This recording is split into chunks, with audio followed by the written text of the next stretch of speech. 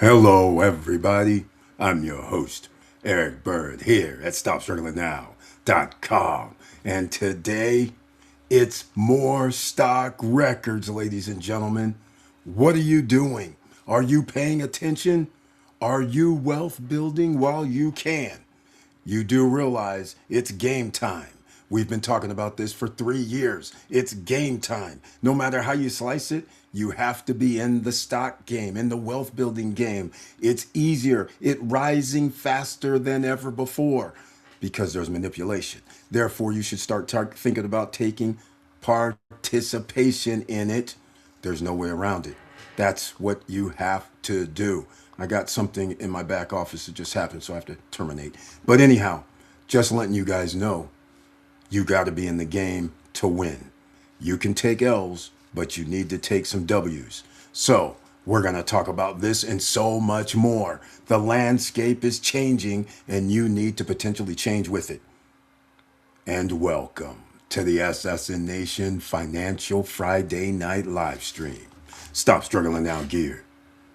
Check. And please like, subscribe, and click the bell below so you get the latest updates. Now, let's get to it.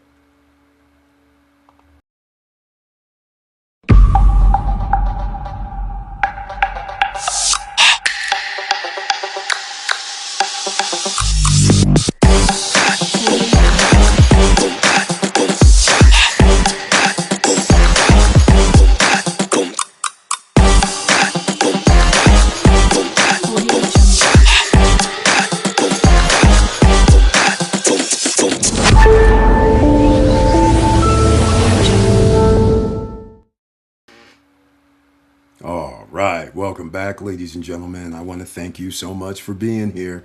Please share the videos because you never know who's out here looking for information, who's sleeping and not paying attention at all, thinking that they're just putting their money and making wealth a different way. There's several ways you're going to be able to make wealth, ladies and gentlemen, but think about some things.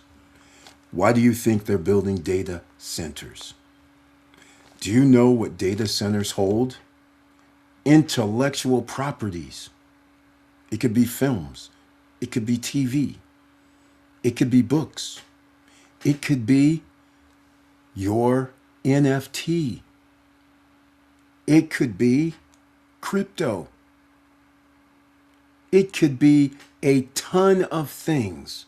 And the data center just holds it and charges people for storage.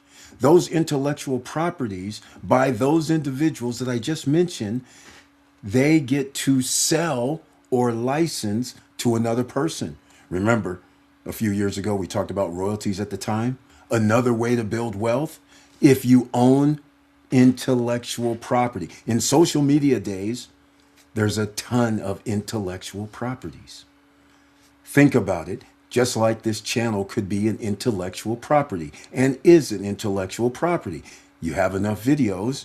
That means you can actually, if I had a distributor, you could actually try to market episode 1 through episode 1000, season 20, so to speak, and run that as a series. And that is packaged, and that is intellectual properties. And every time somebody sells something related, it could be advertising, it could be something else, you could get a cut while you're sleeping. 10 years later, 5 years later, 1 year later, wealth building a different way. What makes Google, Meta so rich and powerful? It's because they have information. Just like all social media platforms, rich and powerful, they have information. They have demographics. They have intellectual property rights. They can market it outside of the United States, inside of the United States, to a certain country, company, studio. Just saying, and you get paid. Get royalties. Get your split. However you wrote up your original contracts. You get paid, and you didn't have to do anything while somebody else is doing something and taking a slice off of it, but you still get paid. Intellectual properties. You've heard of music royalties and rights and license. And again, remember those licensing deals that you see on Shark Tank? Damon John is famous for always saying, I can license this, I can do a licensing deal, right? That's because you don't have to own it, you just have somebody else buy it or market it. You market it like Damon Johns would market it, and then he makes a deal with the owner and says, how about you get 80%, I get 20%. Now, when it starts being every time the company makes 5 million, 80 to the owner, 20% to Damon Johns. Next year it makes 6 million. Same split for life. But because you are the one that did the licensing, now you can take it and say, hey, look, these guys are successful. Will you put this on? How about a TV show? How about a book? How about a t-shirts or merchandise? Guess what? Damon Johns gets 20% because he's doing the licensing. And it could be more. I'm just saying that is a general thing. But he continues to make money off of, even though it's somebody else's works. So think about that, just like the music industry. A label has artists and they sign artists. But they do something totally different. They do the recoup model. I gave you 500,000. That's an IOU. So when you have your first album come out, if it doesn't make 500,000, then I don't give you anything. I keep all the royalties. I keep everything that comes in towards that album. So you got to make album number 2 under our contract. You're going to make 3. So album number 2 comes out. Album number 2 flops, but it cost money to make. So now, let's say it cost 200,000 to make the second album, but you had a flop. So now you're negative potentially $300,000-$400,000, and you got to make album 3. Album 3, pretty good. But after they recoup their 300 G's or 500 G's or 400 G's, you're left with a little 100 G's, 50 G's. So now they say, we're not going to re-sign you because we didn't, all that time, all that money, we didn't make hardly anything, so we're not going to re-sign you. Now the artist is out in left field. But guess who keeps the intellectual property rights for movies, TV, when the song's played in commercials? Guess who gets the money? The label. They got to get their recoupment back. And since they own the masters in publishing, generally, not all the time, but they're going to have the masters. So therefore, they can always say, you want to use this song in movies, TV, commercials, and they get to keep the money. See, they own the intellectual properties, ladies and gentlemen. That's how come these guys get wealthy. That's how they can pay judges $5 million, $10 million, $20 million to do these live music competition shows. That's why. They have intellectual properties. And there's more to it. But anyhow, this is how you get wealthy. You're sitting on the sidelines, ladies and gentlemen, letting things go by that you don't even think about. So I'm making you think about a few things tonight as you're out here doing certain things. And welcome, another investor's in the house. Mr. Worldwide 2 is here. He's about to start another journey. And welcome to the SSN Nation Financial Friday Night Live Stream. And he brings his great tagline this evening. Hello all. Let's do this. That's what we do. In case you missed the past week, you should check out QQQI as a stock symbol. It gives out dividends, but they have a different deal because most of the time when you get dividends, that's income. Ordinary income, you pay taxes on that, but they split it to where it's long-term and short-term. So now a portion of your short-term is reduced taxes because the other part is long. It's ingenious and it gets around 13%. What can I say? Again, You want to build wealth properly? Go check out QQQI, and Post Retirement Travel does his usual. He's exactly right. How many times do we have to say it? Thank you so much for that icon next to your name, which I humbly appreciate. That means he's a member of the channel. If you'd like to become a member of the channel, please do so. We have some things rolling out. We've had it in the past, but this one's going to be bigger, better than ever. There's a reason I'm talking about royalties and IP and intellectual properties and distribution and all this kind of thing. I'm giving you hints, ladies and gentlemen, because now I'm going to come out of retirement. I'm going to take over. Well, I like the takeover effect. Takeover is always a poignant situation. People get threatened when you say, I'm going to take over. Actually, I'm not taking over. I shouldn't use that word in this case. I'll just use the one that's appropriate.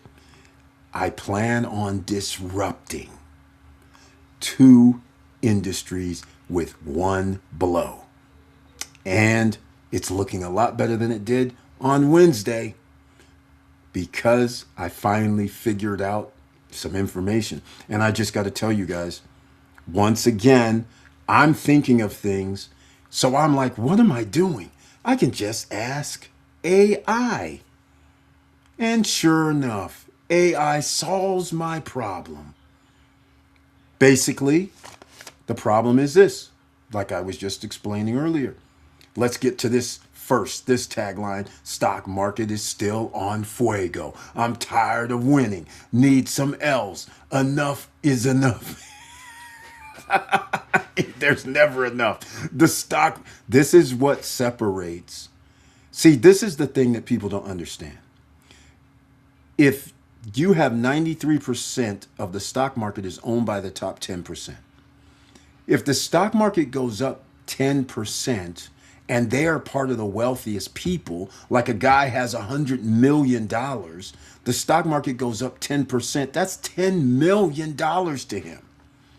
But the ordinary citizen, the OC, who may have $50,000, $100,000, you get 10%, same as him, but you only get 10,000. Now I know it's relative, but damn, that's a huge difference. And 93% of the stock market is owned by those guys. So when you say there's a wealth inequality situation in the world and America, it's simple.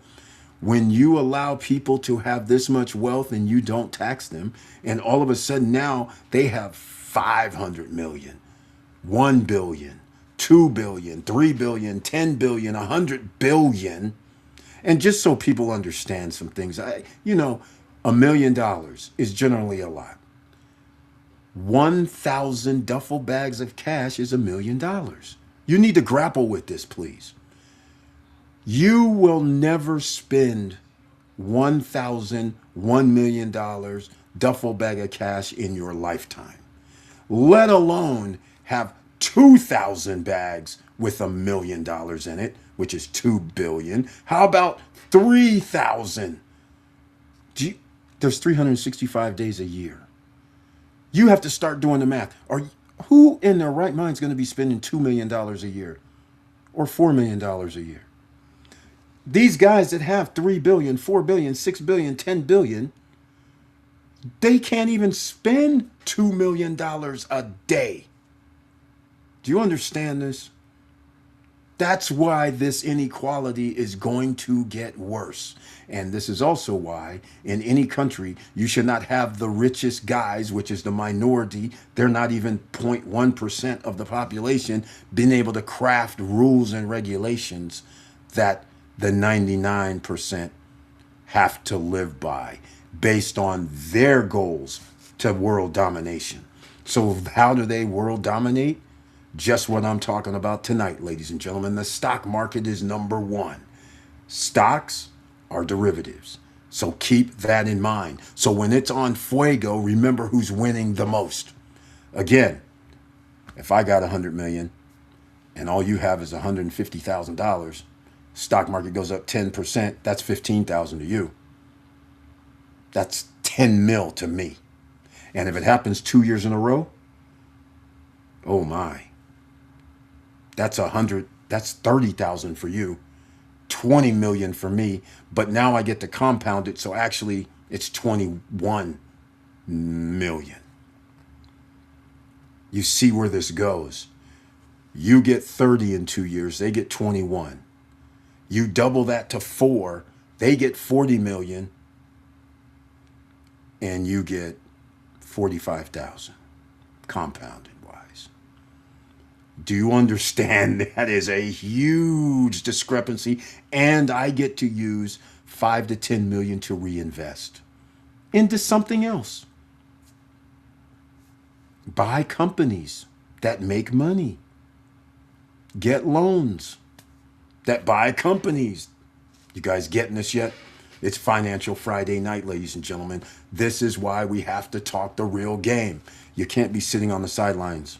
You have to be in the game. You know what? You can buy royalties. You guys know this? Just Google, go to AI. You can buy royalties from artists, movies, all kind of things. They're dormant, right? They don't receive money. So some of you may be savvy enough to go, hey, this is a new genre that's going to come out or is coming out. It's not really popular yet. And you might be thinking, let me go buy some rights to some songs or some TV shows or movies or something that you can make royalties on. And because you picked the right thing, and again, it's not that expensive. You can just Google online where you can buy royalties from. It'll come up. All right? That's the best help I'm going to give you tonight. Just saying. Normally I'd go to the websites and show you, but no, this is time sensitive. I'm not going to be on here all night because I'm working on my major project and I have an appointment at 9 p.m. tonight to talk about some sick stuff. It's software, ladies and gentlemen, that I have to talk about. Brian P., Mr. Dividend, is in the house on Friday. Welcome to the SSN Nation Financial Friday night live stream. And he brings his tagline this evening. Happy day, Eric. I hope all is well with you and your family. Yes, it is. Happy day, SSN family. And he did the unthinkable, smashed that like button so the YouTube gods and the Instagram gods and the Twitch gods and the Facebook gods and the podcast gods know that somebody's in the house. That's right. Gotta know, ladies and gentlemen. Thank you so much for doing that. Check out your emails. He's saying it again. Check out my emails. Can you believe this? He's going to give us bad news tonight. Bad news. But we always give some bad news, ladies and gentlemen, because we have to talk about health as wealth. That's part of this equation. You can't sit on the sidelines. And by the way, you guys out here that may need some help because things are tight, prices are rising. When prices rise, things are tight. So go to findhelp.org if you need some help.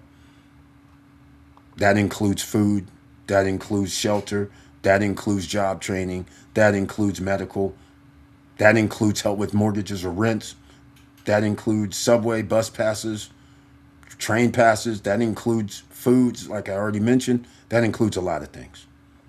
All right? So don't get left behind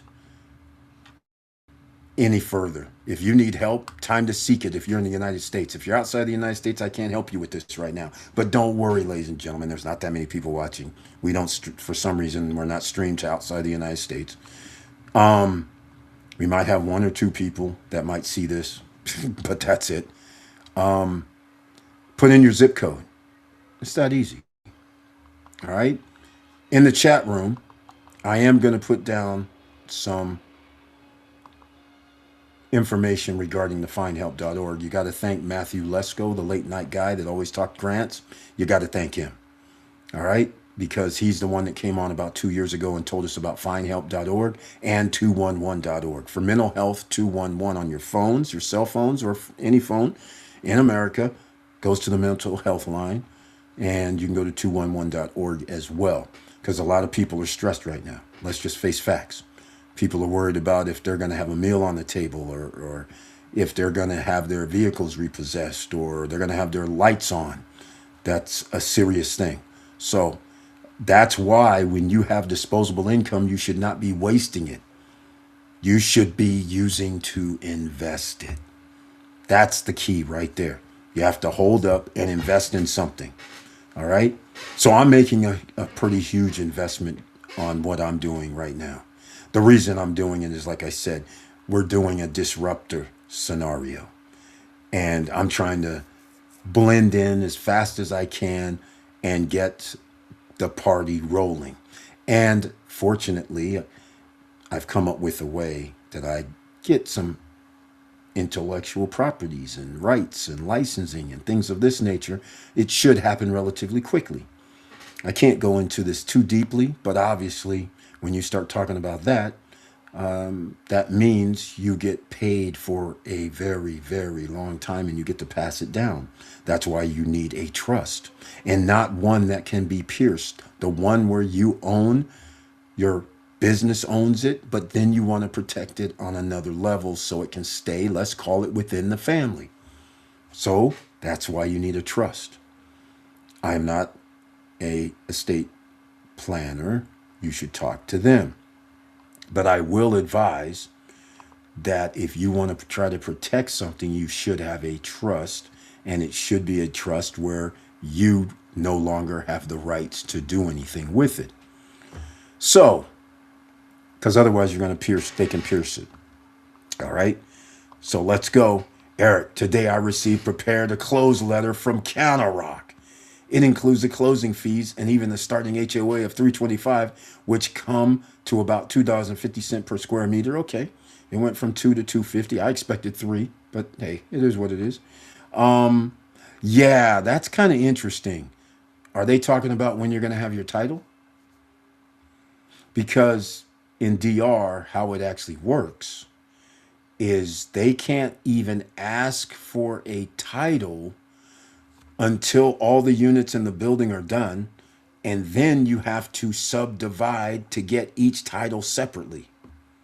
And we know that's not a month or 2 or 5 or 6 or 8 or 10. So this is very interesting that they're talking about closing. They're using the same old BS. I hope they're not.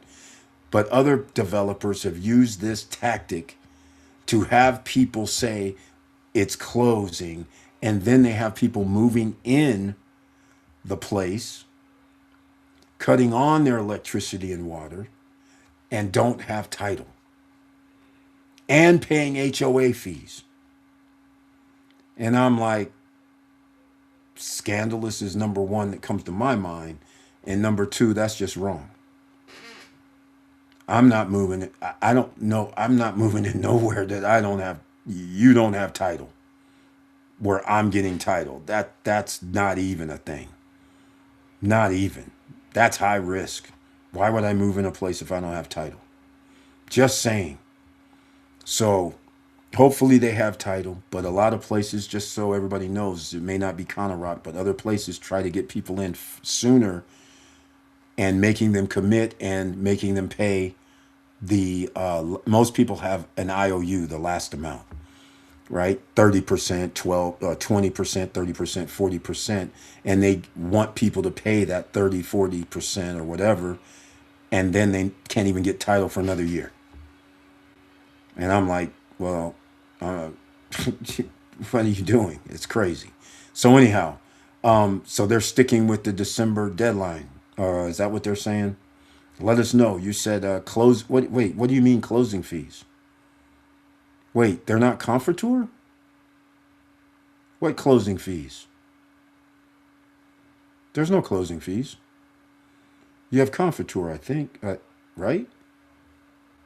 I think. Don't you guys have Comfort? Or you should. Owners will close by floors and in-person appointments. Our appointment is last week in September. Agree. I won't pay a dime until all those items are addressed. Yeah, that too. I can't even believe people move in. They mark stuff off when they go through, and then a month later they come back and they tell them, okay, you can move in. And then the stuff that they talked about 30 days ago was never fixed.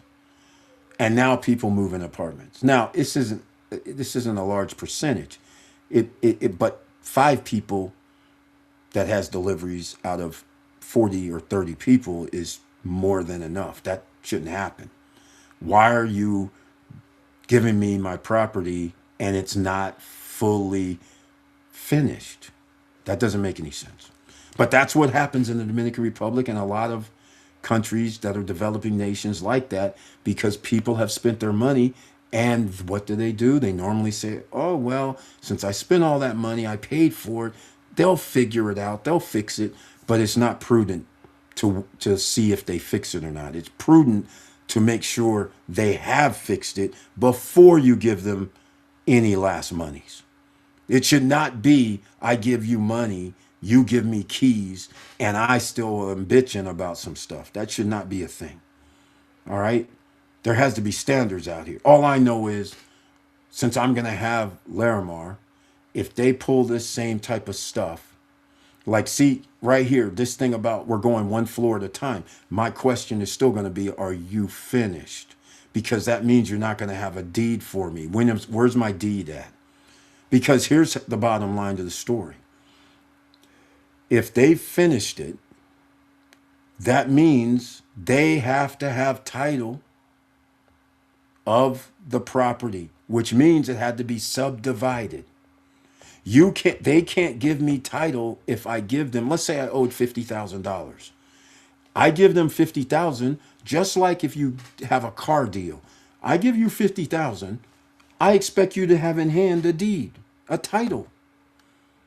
I expect you to have this transfer thing with my name on it saying this is to me when I give you the last money. I don't expect to hear, oh, well, it's going to take us a year to get the title. Then I'm like, well, then why am I giving you money? You don't even own it. What are you talking about right now? That's where I go crazy. And Larimar may be in that same boat. I don't know if they use their line of credit to pay off the guys that they had their deal with, but I'm in that same boat with them since I decided to keep my property, that I think they're going to try this same type of tactic where they're going to say, okay, we got the first 3 floors done, so we're going to start closing. But floor 10, 11, 12, 13, 14 ain't done. So people are starting to move in and they don't have title, because if they haven't finished the other ones, you can't get title till all the floors are finished. So that's one of the things, unless they've changed laws in the DR, which I don't know about, but the other laws, if they used to be, you have to have the whole building finished before you can get title. So I don't know what they're doing, is all I'm saying. Not Counter Rock. I'm just saying this is what a lot of developers are doing. The Beach did this, where people were moving in, and I was like, what are you doing? And don't have title. Then they have lawsuits later. I'm like, because title doesn't come in 6 months or 3 months. It comes in a year, year and a half. Because now you're subdividing each unit. So that's where the problem comes in. And sometimes it's a double transfer. So we'll see what happens. Remember, you still have to pay the lawyer fee, 1%. No, you don't. And also have to pay a one-time charge of, oh, yeah, you got that beach club thing. I had to pay the same thing at Margaritaville. Actually, I don't know why you have to pay the 1% of the price for the lawyer fees, unless it's in your contract. Because in your case, isn't that like $2,400, something like that? So, okay, so check your contract, because I don't know Counter Rock's contract, but check your contract, because most contracts don't say anything about 1%. What the contract says is, once your payment is finished, we're going to deliver the property and title to you. Where do I get this from? A lawyer in DR. Because people are paying these fees for no reason, because delivery of the property includes title. So when you finish paying, they're supposed to sign the title over to you. How much does that really cost? If you have title, it costs nothing. Which they are supposed to have title in hand for the unit, which they do.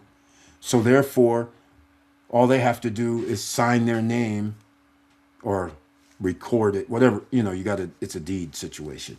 You got to go close it and handle it. It's actually in a lot of contracts. You got to read it again, that it's delivered to you. There is no 1%. But then after the fact, in closing, they tell people, oh, you got to pay 1%. Oftentimes it's not that. But people, that's how it goes. Just letting you guys know, if you're doing any pre-constructions or buying any properties outside the United States, they don't have, in a lot of countries, the traditional closings. So we have closings. So you're going to pay 1 to 1.5% of the value, and you usually split that cost.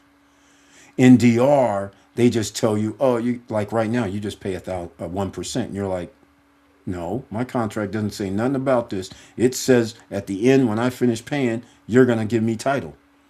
That means you're paying the 1% if anybody got to do anything, because all you really have to do is fill out a piece of paper, notarize it, have some witnesses, put your seal on there because you're in the DR. That's how they do it. With my name that you're signing it over to me. What are you talking about right now? There's no liens on the property or anything, is there? Which, again, you should have had a lawyer and paid your lawyer 1%. So then he handles the closing. Just saying. And he handled the original to check it out. But everybody does theirs differently. But I'm skeptical about the 1%, just to let you know, post-retirement travel.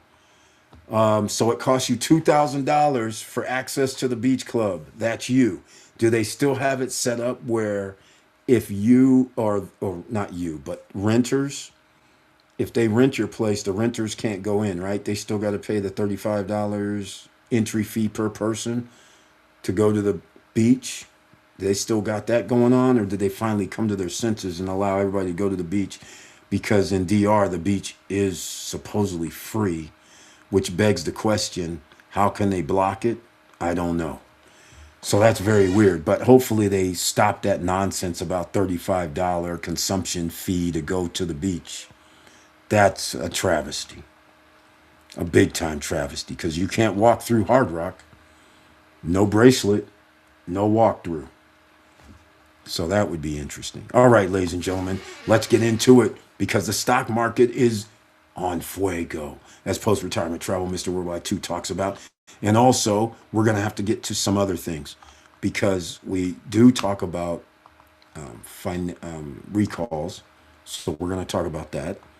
But we're going to do this real quick, because I haven't shown this one in a while. So SSN Lifestyle. Did anybody see any videos, though? That's the question. I posted up a video. Did anybody see a video? Let me know. Let me know. Did anybody see a video? Let's go. Oh, I got that one. Okay, we'll do this one.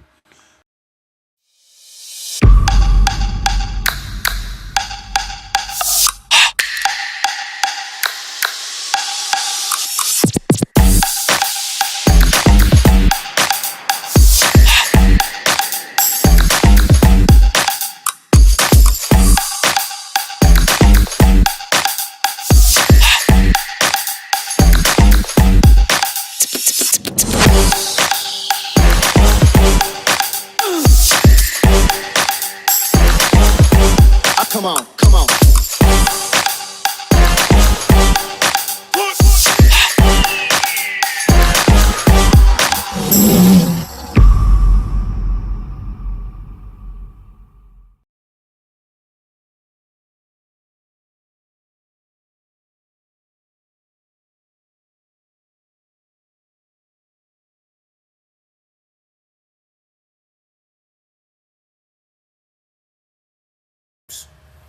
Good idea. I doubt it's there. No, it is probably there, man, because you have one of those early contracts, and it says that they're going to deliver title in there. It doesn't say, I don't think, it's not going to say anything about 1%. I'm pretty sure. But again, I've never seen a Conarock contract. So, as to renters, my understanding is that they changed the bylaws to benefit renters. One more thing to check in 2 weeks when I go. Well, that would be good, because I don't know how they thought that would be a good idea to have the owner be able to go through, which makes sense. But if you allow rentals, and there's a renter and there's a beach, that you're going to say, hold on, you have 4 people with you. We need $105. No, we need $140 for you to go to this beach right here. And it's a consumption fee. So you can spend 100, well, It's not 145 total. It's each person $35. That's a travesty. Then it's like, why am I going to stay here? This doesn't even make any sense. I mean, it doesn't make sense to me because I can't even go to the Hard Rock. So hopefully they change something. In fact, I don't even know why these guys haven't made a deal yet. So they can get people into the Hard Rock for staying there for half price or something. I mean, this is just crazy because there's thousands of people that will be out there by the golf course. Thousands. And so they're going to try and charge them like $120, $130 for going into the Hard Rock per person. Yeah, they got water parks. Yeah, they got all kind of good stuff. Restaurants, everything. But that's crazy. $500 a day for 4 people. $600 a day for 4 people if they want to go to the Hard Rock. That's crazy. But anyhow, hopefully they get that all changed, because if they do, that would change, well, kind of the landscape, because they're not allowing you to go in free. You already have to pay more money, and the beach is free everywhere else. So Hard Rock you might not be able to go to, but you pay for excursions $50 to $100 per person. So I guess the theory is if you pay 120 or 30 to Hard Rock and you have all the extracurricular activities that day, you're not going to mind spending $500-600 if you had 4 people. So I don't know how to put that into perspective. We're going to find out though, because of the Conner Rock properties and all the condos and, well, no villas, condos that's being built out there, something's going to come to a head, because they're going to have thousands of people that's going to be out there, like this year coming up, at the end of December and January, February, March, and April. There's going to be thousands of renters at that on that Conner Rock the Hard Rock golf course, from all those condos that are going to have completions. So it's going to be interesting what's going to happen. So we wish them all good luck. But by the way, that's part of the tenants, ladies and gentlemen. We started it 2 years, 7 months ago. The countdown. Why you should have a bank account outside the United States, a business or real estate outside of the United States, and your 775 credit score. Those 3 things is what you need. Outside of the United States, you need assets, because you never know what the United States is going to do, but you can tell what it would do if there's a complete meltdown, because you have history on your side. You should Google what the United States government did when they were flat broke 100 years ago, or about 95 years ago. The silver and gold stackers, we need your gold and silver. Be patriotic, was the tone of the day. And we'll give you these fake dollar bills in exchange. People said, oh, hell no, you will. I don't think so. Those dollar bills aren't worth the paper it's printed on right now. We're not taking none of that. Some people did, though, because some people drink Kool-Aid. And those people found out real fast under hyperinflation, those dollars were worthless, kicking them down the road. Bundled up. Crazy. And the government said, you guys aren't going to give us your gold? It's patriotic. Come on now. What did they do? They said, oh, okay, since you're not going to give it to us, we're going to ban it. So then people melted it down and turned it into jewelry. So then they can wear it, travel with it, and they have it. That's where the thing came from, jewelry having diamonds in it and gold and all silver and platinums and all that stuff in jewelry. That's how it started. Because the United States government, the land of the free, said, be patriotic. We need your gold. And then they said, we need your silver. And they said, oh no, you're not getting the silver either. Silver is constitutional money. What are you talking about right now? And you know what they said? It's gonna be banned too. Yeah, ladies and gentlemen, so much for freedom. All right. So all I'm going to say is this. Part of the tenets, as I was saying, you're going to need your credit at 775 by the end of the year. I've talked about this before. There's a reason. 0% interest for 36 months is the goal. Right now, you can get 0% interest for 21 months, like it's quite a few places. A few places are doing 24 months, but I'm waiting in another 4 months, 36 months. 3 years at paying 99.5% or 99.9% of your money goes towards principal.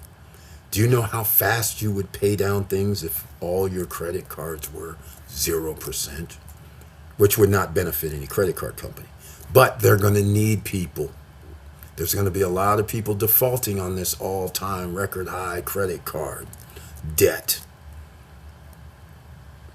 Because people have to start deciding, are they going to pay for food, gas, and shelter, property taxes, insurance, or are they going to default on the credit card? Just saying. All right? Just saying. So what do we need? We need you guys to go to Smart Credit if you want to improve your credit score. All right? Usually, when you use our link, there will be a special deal for a few months, so you can go in the back office and check it out. It's that simple. You don't have to worry, and help improve your credit. And you'll be able to track your hiring index score. You'll have identity theft fraud protection. And everybody that's in your household who's not signed up with Smart Credit also is protected as long as they use the same address on their credit profile. Just saying. Some of the perks that you get for a small amount of money that you have to pay. So hopefully that helps you out. And as I said, thank you to Matthew Lesko, the guy that has his own website, findhelp.org, 211.org. You can go to leskohelp.com, Lesko help, HELP help.com. Go over there. They have their own group of people. You want to find out about grants and anything else, the whole group, there's tens of thousands of people in the group. I'm in the group too. You can post in, I need help with this. Is there any help in this state, city, county? And generally within 20 minutes, 15 minutes or less, people will chime in saying, hey, this could probably help you, because they've been doing this, okay? This is not their first rodeo. They know how to access certain things, so that's what makes it a pretty good doggone thing. So let's get to some of this email stuff, all right? How are you doing with your rental bookings? Slow. Is that still slow, or is it picking up speed now that summer is here? No, slow. I just got a call from Airbnb, just by the way, 2 or 3 days ago. I mentioned it on Wednesday night, and the guy said something very interesting, because I have 7-day bookings in Hawaii. The Airbnb guy said, did you know if you change your bookings to 2 nights or less, they actually populate you now on Airbnb? I said, what? I said, no wonder I don't get that many. I said, ever since this situation that happened in Hawaii, I changed all those to 7 days.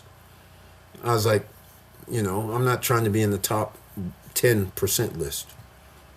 All right, since they want to give out financial information to a government entity, I don't care about that. And considering first of all, the bad part is the financial information does not include expenses. They just gave a total. It doesn't say anything about expenses, HOAs, nothing. Costs, upkeeps, nothing. So they took a total revenue number and said, this is how much you owe in taxes.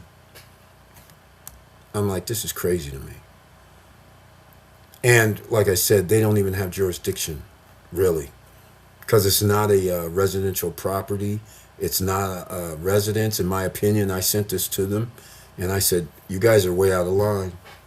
First of all, and these are timeshares in the first place. When you pay your HOAs and things like that, that covers everything. This is short term. There's no long term. There's nothing. And their response is, well, you made money off of the properties there. I said, yeah, they're timeshares. They're fragments, fractional. That doesn't count in your system. Oh, yeah, it does now. So there's still a dispute out. It's ridiculous. So how are you doing with the rentals? No, man. They're still, I'm not doing well because I don't really monitor them that much. Ever since the pandemic, things have went sideways, kind of. Sometimes we had ups and downs, special, it was fast. Everything went pretty good. But then I am back to the low mode. The, what you call shadow banning stuff, no matter which social media platform you're on, is real. So on Airbnb, ever since I got into my dispute where they can't call me up no more, so I can bail them out when people cancel same day or last day before, and I'd always be able to bail them out. And because laws changed, and I had to cancel reservations because the like Whistler said, "Oh, we're not going to allow Airbnbs no more." A week before Christmas, I'm like, "What is that?" So I have to cancel. I call them up and I tell them, "Hey, man, they just changed the law. You can read it, whatever. It's right."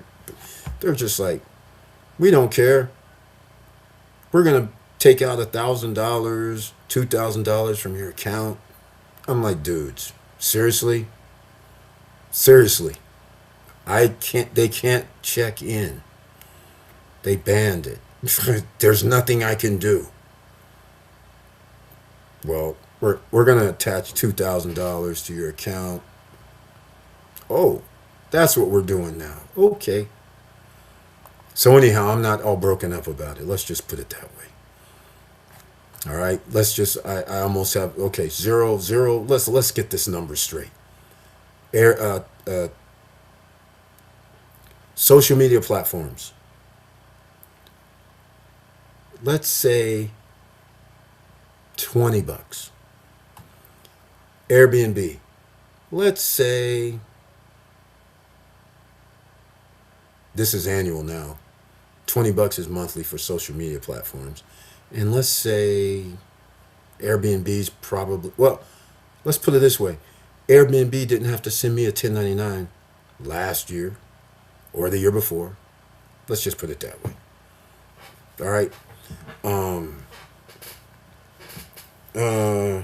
so you can see I'm not really enthusiastic about either one at this point. So that's what we're doing here.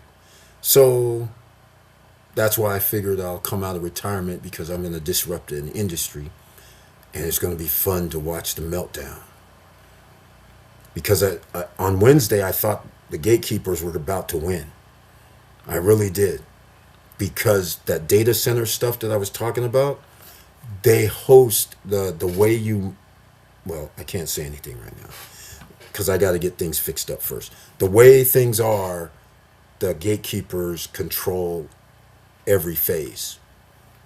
All right. But thanks to AI, they came up with a workaround and cheaper option unknown to a lot of people. And I'm not sharing it, quite frankly. And I was like, you got to be kidding me right now. AI did the workaround. It said, oh no, you can do this, you can do that on your own. And guess what? It's like 90% less. I was like, oh my God, are you kidding me? I never heard of these places. They just so happen to be international, do stuff all over the world. I'm like, oh my God. Of course I would not know about them because I was never in this type of business that I'm trying to disrupt. But now that I am, I'm learning a lot. And now it's going to turn into business number, oh my goodness, I'm counting too many businesses because now there's offshoots. Because now, by accident, I come into two other businesses, three other, four other now. Just by default. I'm going to tell you guys all about it, but you're going to have to be in the SSN Lifestyle membership group, unfortunately, because I can't talk about this on social media because this is one of those things that I can't. Normally, I say what I'm going to do, and then people get upset. Just like when I had 2024 takeover of Dominican Republic, the people watching the videos in DR when I went there, they got upset. They're going, "What do you mean you're going to take over? What's this mean?" And then I started explaining to them. I said that meant 24-hour live stream camera on site so people can see things are being done. That kind of thing. Deliver on time when you know you can't deliver in 3 years and you know the timeline, and just outright tell people deliveries in 4 years, 5 years, so then they have low payments. And they're not going to mind when you told them it's going to be 4 years from now before delivery, or 5 years. The truth, how about that? I said, I think I'll have a lot of sales that way. Instead of trying to tell people, oh, it'll be done in 24 months or 30 months when you know good and well it's not. That's what I meant by takeover. Oh, and by the way, yeah, I'm trying to get some property too that I'm going to own free and clear. So that too, I won't be having these deals that you guys have where you're making deals about a contract with the owners of the property. Now you got to transfer title from the owners into your name, then from your name into the person's name. That takes 2.5 years. So that's what I mean by takeover, because once I do my thing, nobody's going to be wanting to mess with you guys. So luckily it didn't work out for me or them. So yeah, how's yours doing, post-retirement travel? I'm figuring you're in Orlando. You got Margaritaville. That's a powerful machine. They got Margaritaville cruises, Margaritaville everything. They got so much stuff. They got travel clubs. They've got, I mean, properties, 5-star all over the world. So they have a following. That Margaritaville brand is significant. That gives them a leg up, just like all these guys. Malia, they have a leg up.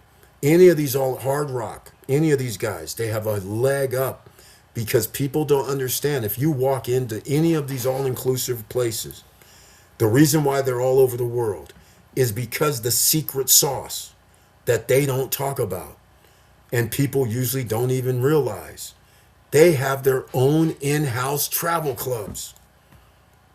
They charge people $30,000, $50,000, $100,000, and they'll say, this $100,000 package, this can get you like 100 nights a year at any of our all-inclusives. And people freak out, which by rights they should. The all-inclusives are $300, $400, $500, some $800, $900 per night. So you're telling me I can spend $100,000, pay monthly payments, and get like 100, 125 room nights? And oh, by the way, since you signed up, we'll give you 20, 30 more room nights. So you got like half a year almost that you can go stay someplace in an all-inclusive. So people are paying that up front and off the top. Even if they don't pay the 100, they said, oh, 10% down, 8% interest. We'll take that. Just remember, that derivative they have is an IP. That's a derivative. The piece of paper is a derivative. That means all they need is 10 people to buy $100,000 on paper. That's $1 million. Now they can go out and sell the paper to somebody, and it goes to XYZ Capital, who's collecting the payment. But they got 40%, 50% of their money. So they got $400,000, and they go on about their business because that's part of their model. Now they have that $400,000. Then you still have people coming to give them $300 a night, $400 a night, $500 a night.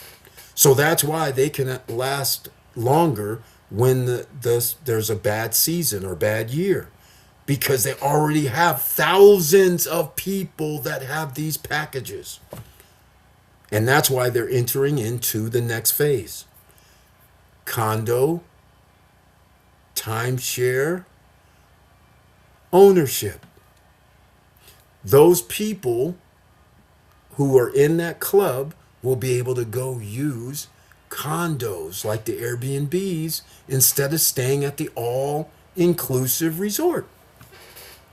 It's genius, if I say so myself. That's how you should do it. And that's what they are doing. So that's what people don't understand, how these guys stay in business all over the world and are able to do these high-end type of all-inclusive resorts, because they're selling thousands of these. Not all packages are 100. There's 20,000. So a person gets 20,000 and they say, okay, so you're going to have 45 nights a year. Remember what I'm saying. I'm saying 45 nights. I'm not saying you have a season or anything. You got 45 nights. And not only you, but you and whoever you want to send for any of those nights. So you don't even have to be in the party. So yeah, you can sell them if you want, but at the same time, you can just let friends, family, whoever go. It does not matter. You get those nights. People like that because they start doing the math. They go, well, if I had to stay here and I needed 45 nights and it costs 300 a night, and I got to make reservations. And by the way, they hold a certain allotment of units out from the hotel reserve. So therefore, the people that are in the club get to stay. You see how this works, ladies and gentlemen? You guys, they got works in the background. This is why these guys are big time. All right, we're doing great at Margaritaville. We're booked up to July. Look at this, ladies and gentlemen. Very happy for you. Have a few nights opened August and September, but these will fill up in the next month or so. I never worry about lack of booking beyond 3 months. Exactly. Exactly. There's no reason. Margaritaville. And quite frankly, they got one of the machines of one of the best machines ever for helping their owners make money. If that's why right now they can sell units at Margaritaville for $1 million. A 2-bedroom cottage, they can get 800, 900, $1 million because they know they have a track record history for the last 4 years of 5 years or 6 years. It's been a while, but they have track of this is how much our owners make every year for the last 3 years. And the numbers are astronomical, ladies and gentlemen. Just letting you know, it is astronomical. It's 5 figures, but it ain't 10 G's, it ain't 20, it ain't 30, it ain't 40. The revenue is outrageous because they are able to book up Margaritaville very well.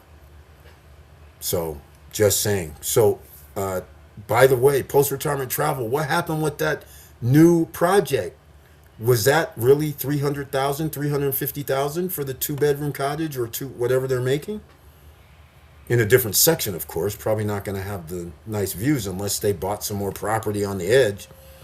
So let us know. But that real estate, ladies and gentlemen, that's one of the things. All right, let me get to Brian Pease. Hold on, man. I forgot about it the other day. I'm not going to forget about it today. Hold on a second. I'm trying to see. I have so many things open that I've been working on.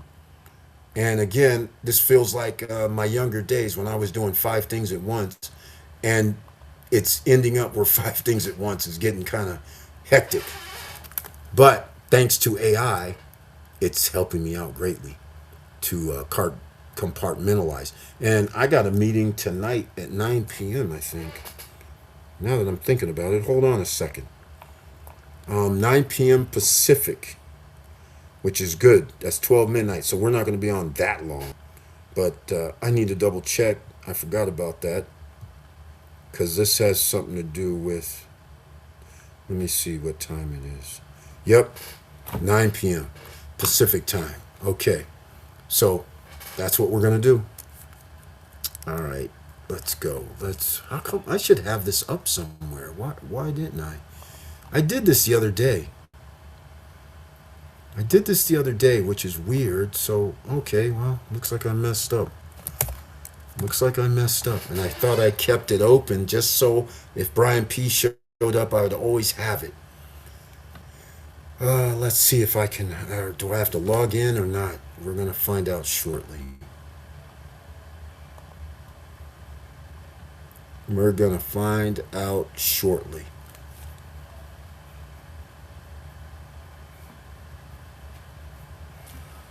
Okay. Let's go.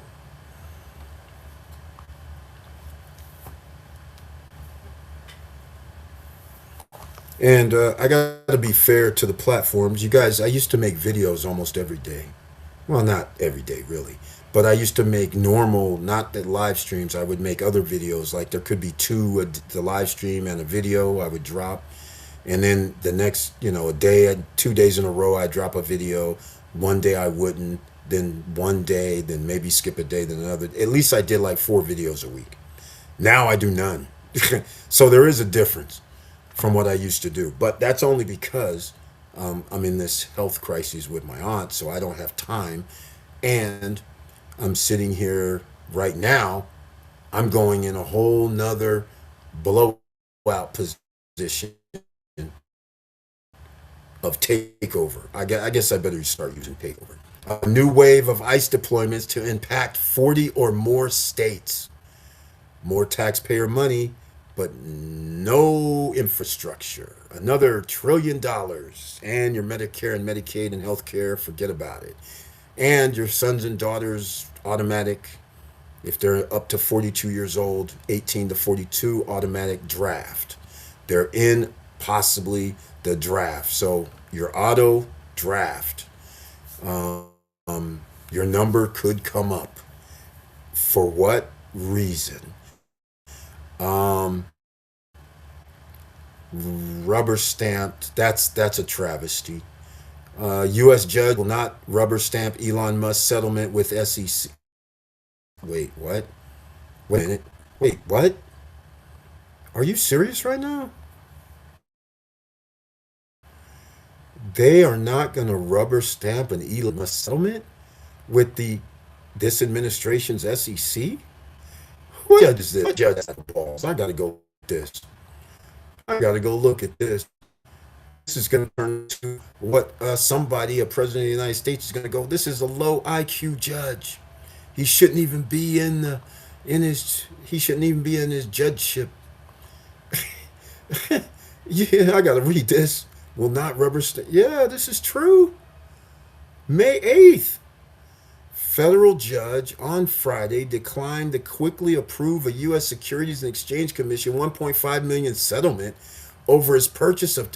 Are you kidding me? The lies? Oh my God! It's strict. It was straight fraud.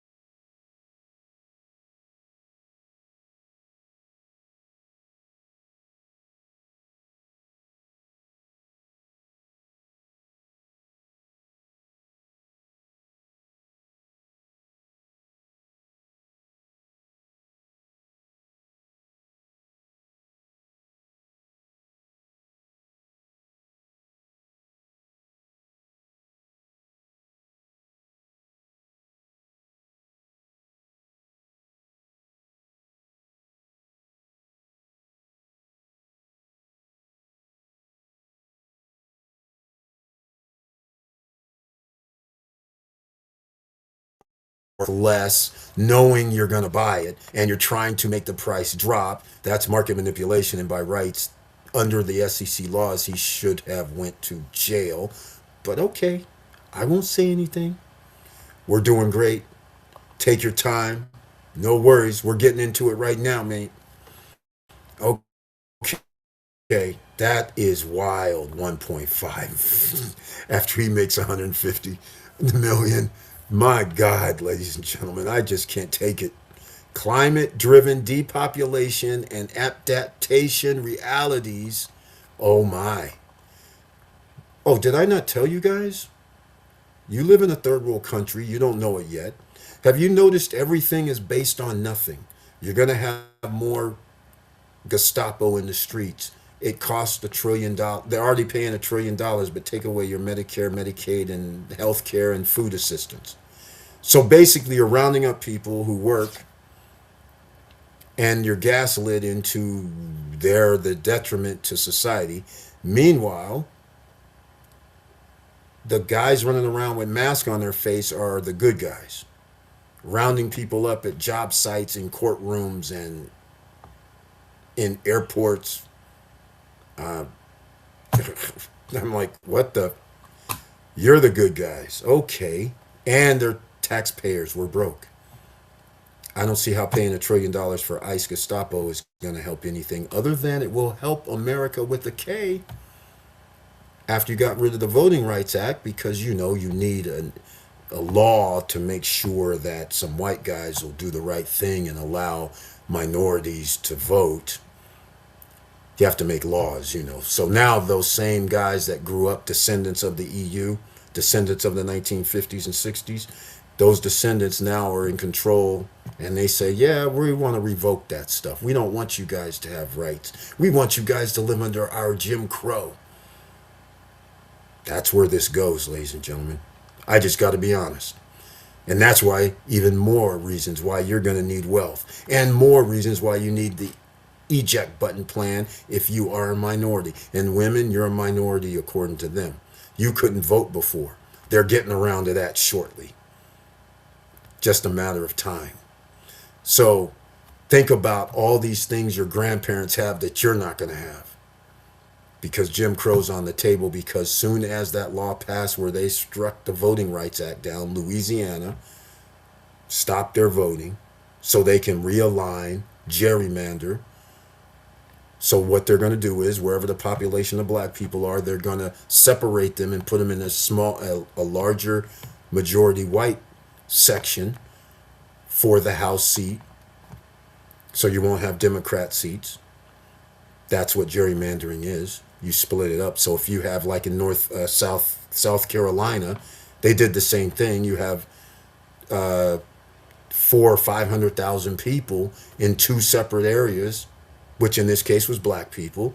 So that would have garnered two probably Democratic seats.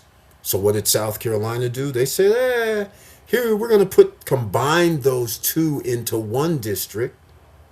So now you take one away and you split the other white district into the other district. That's called gerrymandering, which also means you changing the vote. And that is unconstitutional, but the U.S. Supreme Court said it's okay. But it's not okay to vote to change your district maps, which is what happened in Virginia and California. You voted to change, and they struck down the Virginia one so far. But in Florida, they changed the maps already again. Okay? And it's against the Florida Constitution to change your maps. But they did it anyway. Think about it. It looks like somebody is rigging the game. Doesn't look like they are. And not even going by any constitution, whether it was the U.S. Constitution or state constitutions. So think about that when you say, oh yeah, I trust their judgment. They go by the rules. Not likely. Climate-driven depopulation adaptation realities in America, coastal ground zero. Yeah, this is a thing. Again, I have a problem. Common sense. I can't listen to DI. A guy goes to college, studies climate change, gets degrees that take the time from 18 to 30, 34, 35, studies ground zero, goes there, goes through measurements, goes through climate models, looks at all this stuff and says, yep, there's climate change. Yep. Water's rising, and you have 30% to 40% of the population that says he's lying, because a guy over here who says otherwise, 3 people out of 200 said otherwise. They're the ones that we're going to listen to. We're not going to care about 99.9% of the people that study this stuff. We're going to listen to the three guys so we can blast that narrative all over. And then you go, I don't know what happened. Miami's underwater and they have these things that pull out the water.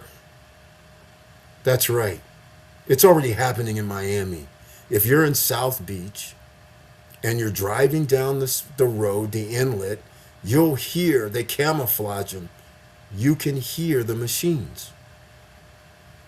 They're on. They're sucking up water. But they're hidden. And because, it's nice and beautiful and sunny out, you just ignore it. Because they blend in. A bush is in front of it. But it's already happening. They just don't report it, which is sad. There's people with 6 inches of water around their house right now. And soon to be 8 inches, and it goes over the tipping points, and now they're going to have to go. It's already happening. But again, let's just go with the global. Oh, by the way, El Nino is predicted this year by the scientists. There's going to be some global El Nino hurricane that's going to be the worst ever. And the ocean rose 1 degree 2 years ago in the Atlantic Caribbean. That 1 degree, and increasing probably in the last 2 or 3 years, it's probably another 0.2, 0.3, 0.5. Hurricanes thrive off of warm water. So expect, just because you got a reprieve last year, does not mean you're going to have one this year. And I listen to scientists who study this stuff their not whole lives, some have, but guys who study this stuff for 10, 15, 20 years, come on. And I'm going to listen to some rogue guy out of 200 people, out of 200 scientists, and three of them go, oh no, that's not going to happen. There's no such thing. And then you have proof all over the place.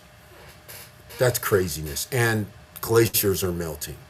Let's go. This is part of making wealth, ladies and gentlemen. If you know things are going to happen, then you have to act accordingly. You can't play dumb and act like, oh, I didn't know this was going to happen. You know it's going to happen. What's the impact once things start rising coastal? That means you lose coastal property. People have to move somewhere. Corporations, businesses are going to have to move. Is there really a relocation plan for 1 million people? Their houses are going to be worthless. The property there is going to be worthless. Now what? You can't sell it. This is almost going to be just like if you were a minority or a black person, because you never had the wealth because you were redlined. That's what this is. If you stay in your house and all of a sudden that water rolls in your house and that's normal, you're not selling your house. That's red line. That means you don't have any equity.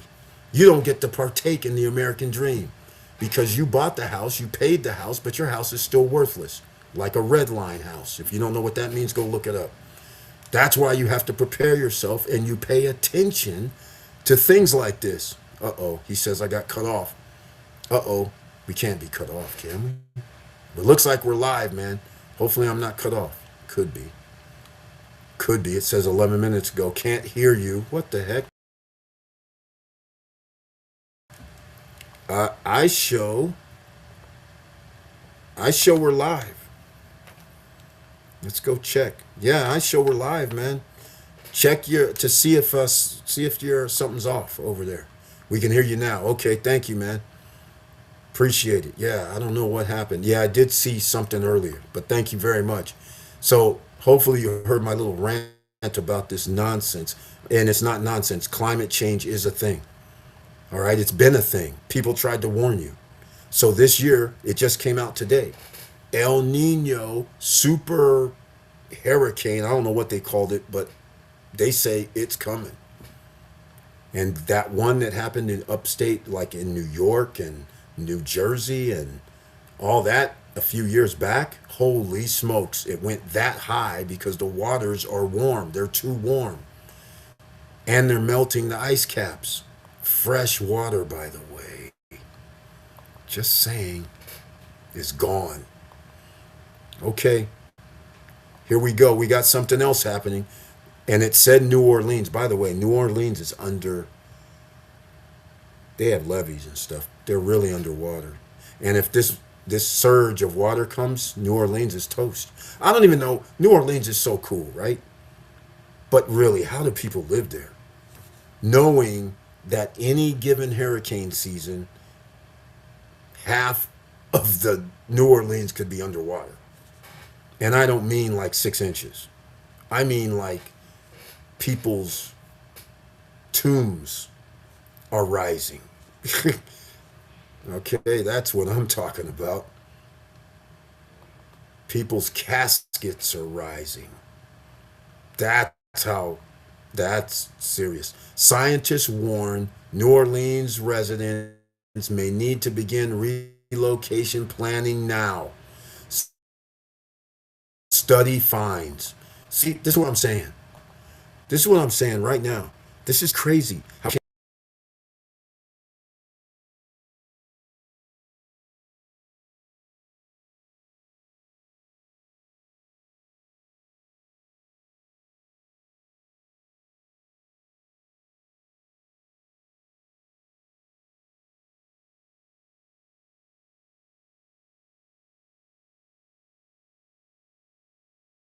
so if you live in the Gulf Coast, let me give you guys something. This is why you need some wealth. My friend was a boxing announcer. Is still. He's in the Hall of Fame of boxing announcers. He lived in Louisiana. He had a lovely pad on the beach. Well, I shouldn't say on the beach, but 100 yards, not 100 yards, 50 yards back from the beach. Beautiful. Thinking nothing ever, right? Until one day, the Katrina one of all, took his house out, as it did so many. But he thought, I'm good. I have insurance. He thought wrong. The insurance company said, hell no, we're not paying this out. Ever. And in fact, we have to go file bankruptcy. So he loses nearly everything to Katrina. Can you believe? And so people still after Katrina, still after all the other hurricanes, knowing that you're underwater in that area. And the map that I put in here, you guys can see the whole Gulf Coast is in trouble. That's low-lying areas. There's no reason people should have had homes within a mile of the coast. But just like in every state in the South, they're generally red states. These guys, I don't understand. Even after Galveston, go check out Galveston like 1900, 1902 maybe, or somewhere like that. Go see the destruction of Galveston, that little island in Texas. I'm like, how do people even live on this island? I get why you do. Same reason you live in Miami. But the odds of something happening in your lifetime, if you get to live to be 50, is pretty high that things are going to be bad. It's going to be very bad. So I don't like to see that for anybody. But I wish people would actually pay attention to these type of things. So let's keep moving. Yeah, let me go look what their percentages are. Population change is what they're doing here. And the other one is Orleans Parish, because they go by the old school like French stuff. Cameron Parish, let's see. Percentage change from 2000. Oh my. Oh. Whoa. There's a big drop. Whoa. In the last 24 years, it's up to 2024 and it's worse now. Wow. This is scary. This is scary. 40%. 40% less people live in these areas. That means no revenue. That means no job creations. That means nothing. That means businesses are going out of business. Jeez. When you lose population, just like Japan, that's a problem, ladies and gentlemen. But the whole Gulf Coast of in fact, all of Gulf of America, USA, is in danger and losing. Let's see, population change. What do we have here? We have some other graph that I don't understand. Oh, it's highlighting the negative in the black area. That's why they're calling it Hurricane Laura. That's where Cameron Parish is in New Orleans. And Katrina. You lost anywhere from 5% in some pockets up to 50% of the population is gone. That's significant. And it's about to be even more because as soon as the next one happens, there will be one. And since nothing happened last year, I would have high odds that something's going to happen this year in 2026. So be prepared, ladies and gentlemen. I gave you the link. You can go check this out yourself. Thank you so much, Brian P. Appreciate it for that. Okay, let's get into something else, and then let's go with let's see. Another airline cancels flights. This is a travesty, man. Let's go see who that is. But we usually look at recalls, but today it's something. Uh oh, here we go. Nope, they're revoking child support. They've always done this. If you owe child support, they revoke your passport. Let's just call it that. That's a thing. They've always done that. That's not new. That's not new at all. But some people don't know that, and some people have theirs revoked, others don't. So, and they go, U.S. still revoking passports for thousands of parents who owe child support. AP learns thousands. It's millions. What are you talking about? Thousands. Okay. 2,700 American passport holders. I'm sorry, it's more than that. That's crazy. Uh,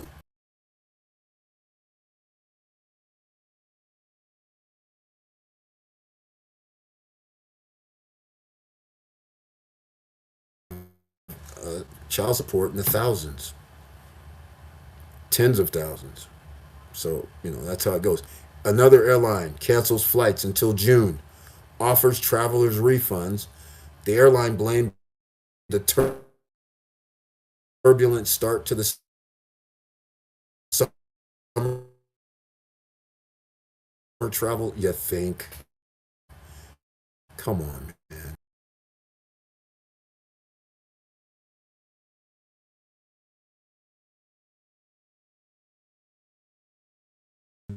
Be between Sacramento and Vegas. Used to be $50, $79.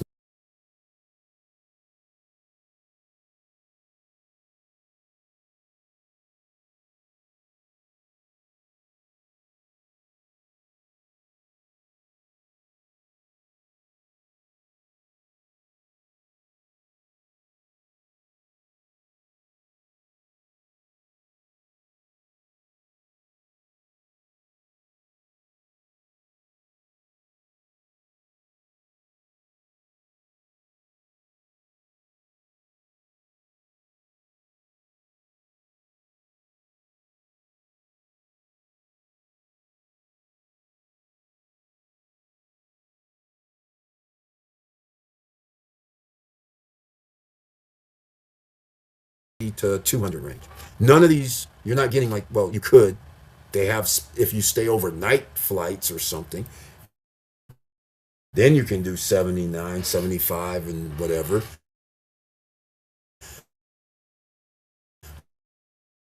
But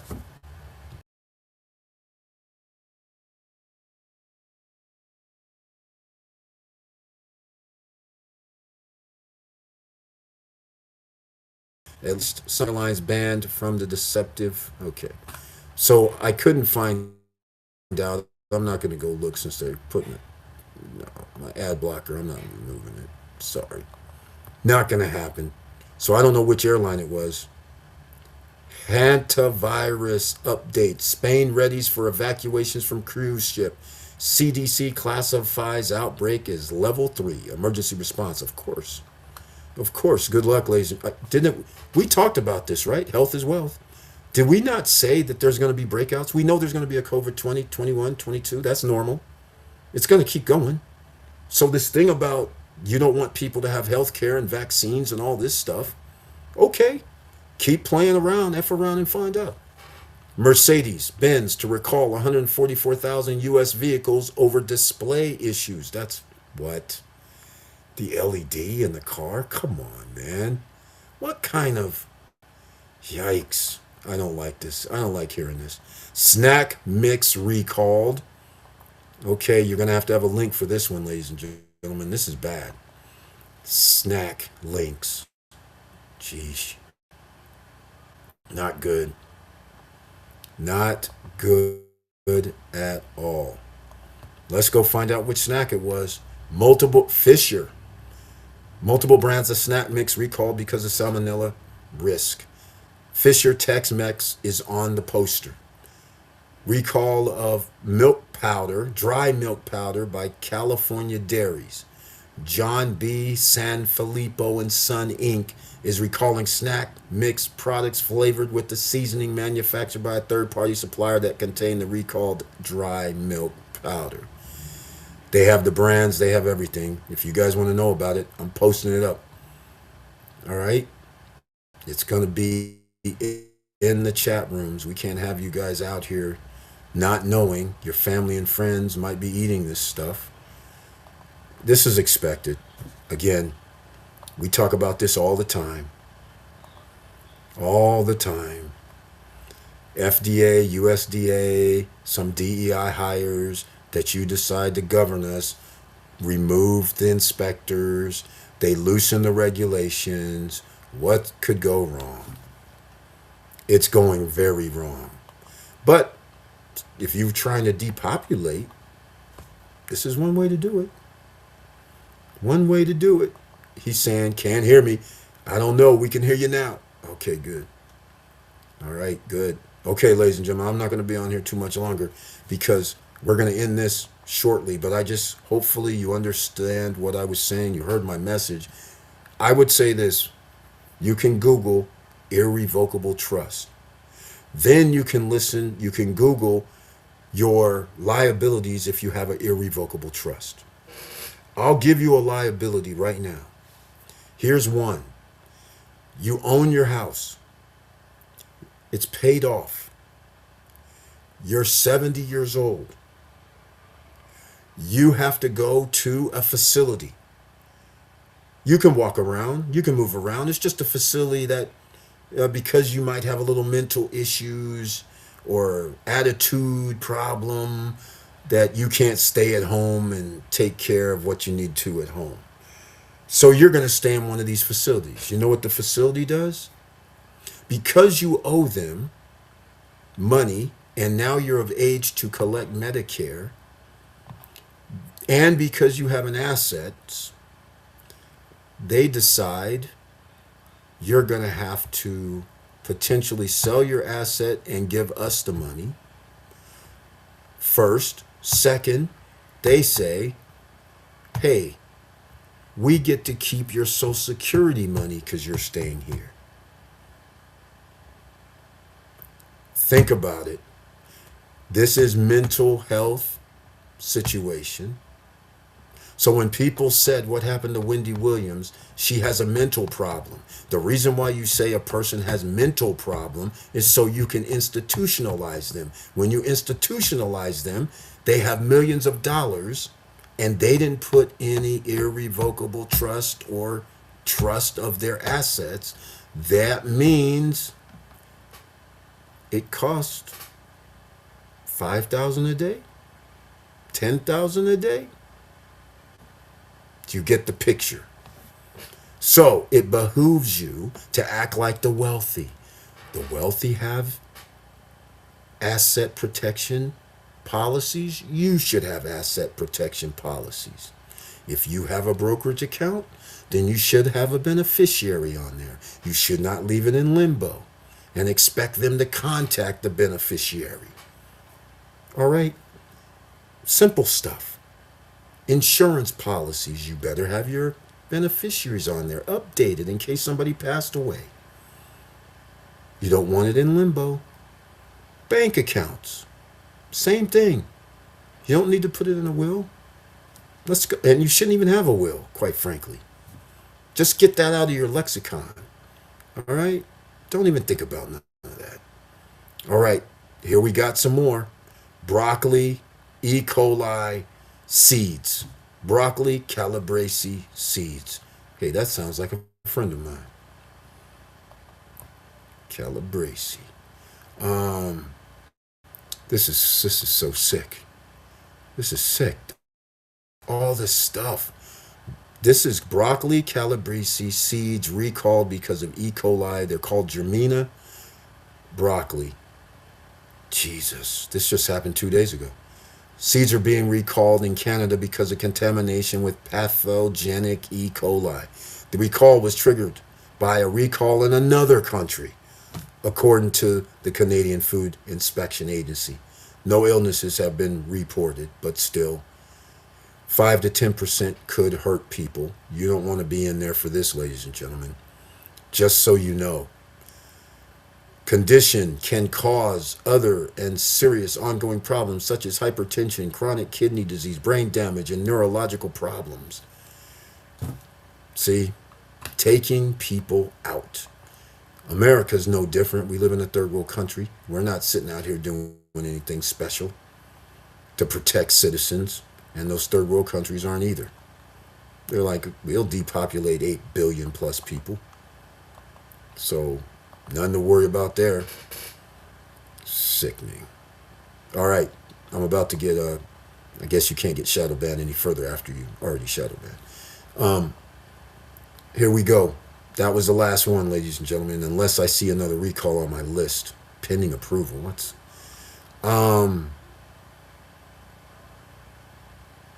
Yeah, we'll get into some more of these. In fact, I should do... Tesla recalls 218,000 vehicles. Model S, 3, X, and Y affected. So that's a thing. Another food recall with the kimchi. We talked about that already. That's cool. Harley Davidson, a travesty. 90,000 motorcycles over oil ejection risk. Unbelievable. 90,000. And these clowns, I don't know if you guys know anything about motorcycles and Harley and all that. You take your vehicle into Harley and these dudes, 9 times out of 10, let's just go 9.9% times out of 10. Oh, we'll have it back to you in a week or 2. I'm like, after you spend all this money, you guys basically have a service department is their revenue. I'm just like, this is sickening. 90,000. Come on, man. That's insanity. How are they going to do all these when they can't even fix their other vehicles and making people wait for a week or 2? This is insanity right now. Unbelievable. And how do you... This is sick. Uh-oh, hold on. We got one more. Then I'll let you guys go on about anything else we want to talk about. Down below in the description box, we got to put in Robinhood, Webull, Moo links in case you don't have a stock brokerage account, which I don't know how you would not by now. But I guess I have to do that. I have to do the Unstoppable domain. Make sure you guys get in on that. Because I think you should always protect yourselves. You should always protect yourselves. If things that are incoming that there's no conclusion yet. All I know is all the rich guys are messing around with crypto. They're getting their ETFs. They're making it all legal and things of this nature. You are very right. Thank you, Brian P. Things of these nature. So that's what is bothersome. FDA announces recall of thousands of cases of milk. Oh my God. Horizon Organic. Oh yeah, we talked about this the other day. Horizon's organic, chocolate organic, low-fat milk due to the packaging issue. Yeah, please. Just saying. It's pasteurized. But just saying. I know why it's, you have to understand why it's pasteurized. Nobody in their right mind would be drinking milk if it wasn't. It would be bad for you. And it's bad for, come on, it's not good for you. Let's just, and remember those commercials they used to make? Milk does bones good, I believe was that, and beef does a body good, or was it milk does a body good? Beef, man, I can't remember their slogans. Today, I'm out eating at Golden Corral. Had a nice meal, lunch, which turned into a late dinner, and all of a sudden, I saw people lining up around the grill, and I was like, "Oh, really?" The grill is where they are cooking steaks. And I'm just like, oh, all these people are literally 20, 25 people were lined up. So I guess while staying and eating, it rolled into dinner. And 20 to 25 people were lined up for steaks. All I'm going to say is, will you just please Google to find out how long a steak takes to go through your system? And put in ramifications, because you do understand they're shot up with steroids. They're shot up with quick growth hormones. You're eating that in your food supply. What could go wrong also? I don't know. An outbreak of colon cancer because it takes 2 to 4 hours to go through your system, or longer, depending on the action and your gut health. And if your gut health isn't that well, can you imagine having stuff sitting in your body being deteriorating for 4 days? And if you have parasites in your body, the parasites are saying yum, yum, yum, and now your wall linings are getting messed up. Oh my goodness, just go and AI it, please. Just check, Google, please. Okay, I don't eat steak, quite frankly. Once in a blue moon, like today, I got potato, and I got shredded beef, and I got basically 2 ounces. That's it. That's it. Because I had other stuff there. There's salmon. I mean, fish. It wasn't salmon though. Fish is there. So why am I messing with beef? No, not gonna happen. I'll get the fish. There's salads there that can help with other parts of your body. Just saying. Oh, and by the way, get the pineapples whenever you eat, ladies and gentlemen. They actually help get some kill parasites in your stomach. Everybody has them. Our food is not clean. Just letting you know. All right. You want to live longer? You want to have fun? Then do the right thing. Health is wealth. All right. Eric, do you have like Indian motorcycle? No. I have a Yamaha Roadstar Silverado motorcycle. And so what does Silverado means? That means cruise. That means you have a windshield. That means you have bags. And I actually just don't have any old bags. I have bags that are huge. And they're the ones that you can just take off and put on. I can't remember the name of them, but they're the ones that they lock, so I don't have to do anything special. So you can take them inside your hotel room when you're traveling, and they're huge. They're extra large, they're extra big. Forget the name of them. And I got special pipes and everything. No, I have a Yamaha Roadster.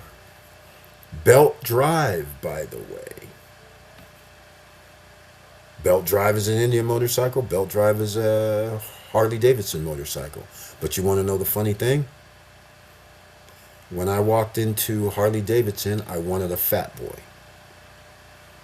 That's the style I like. Even now, they're sweet.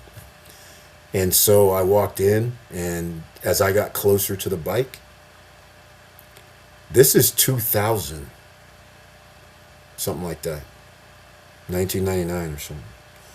I said, let me go in and get me a Fat Boy. I always wanted one. I learned, I was always like, I'm not going to get one of these things. And finally, I was like, you know what? Why not?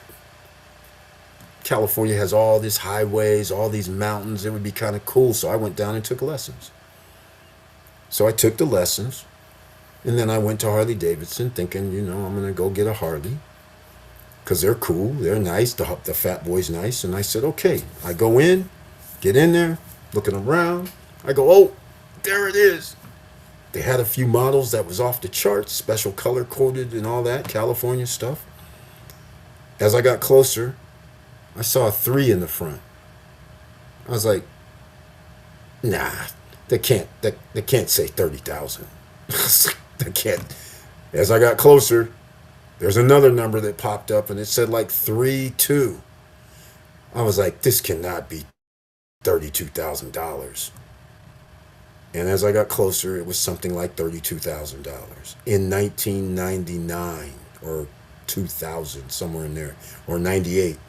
But either way, cars cost 20 grand back then, 25 grand, 30 grand.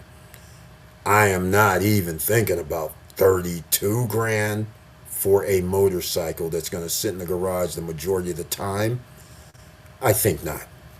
So anyhow, I've told this story before. I went down to Street Vibrations. So it had to be 1999, by the way. I went down to Street Vibrations in 2000. Street Vibrations is a motorcycle event in Reno, Nevada. All right. It's a big to-do. It's a 3-day, it used to be a 3-day event. I haven't been up there in probably 10, 12 years.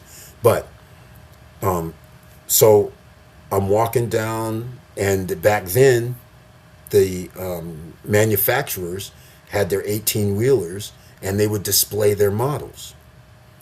So I'm walking right by Harrah's, and on the side of Harrah's, I see a big 18-wheeler.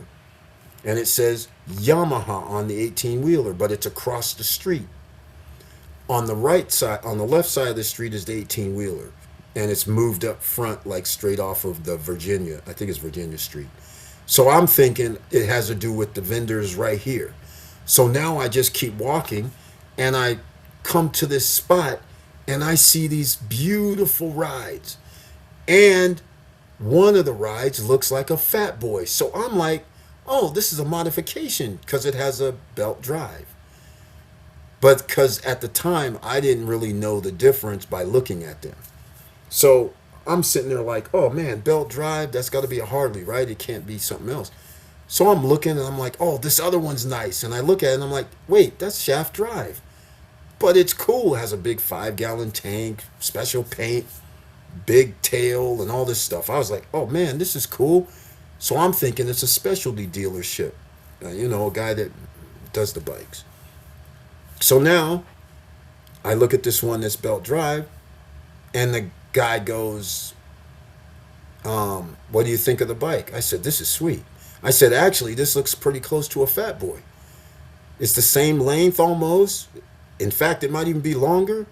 And it has a 5-gallon tank, which I don't even think the Fat Boy's a 5-gallon. It might be, but it's got that beefy look and everything.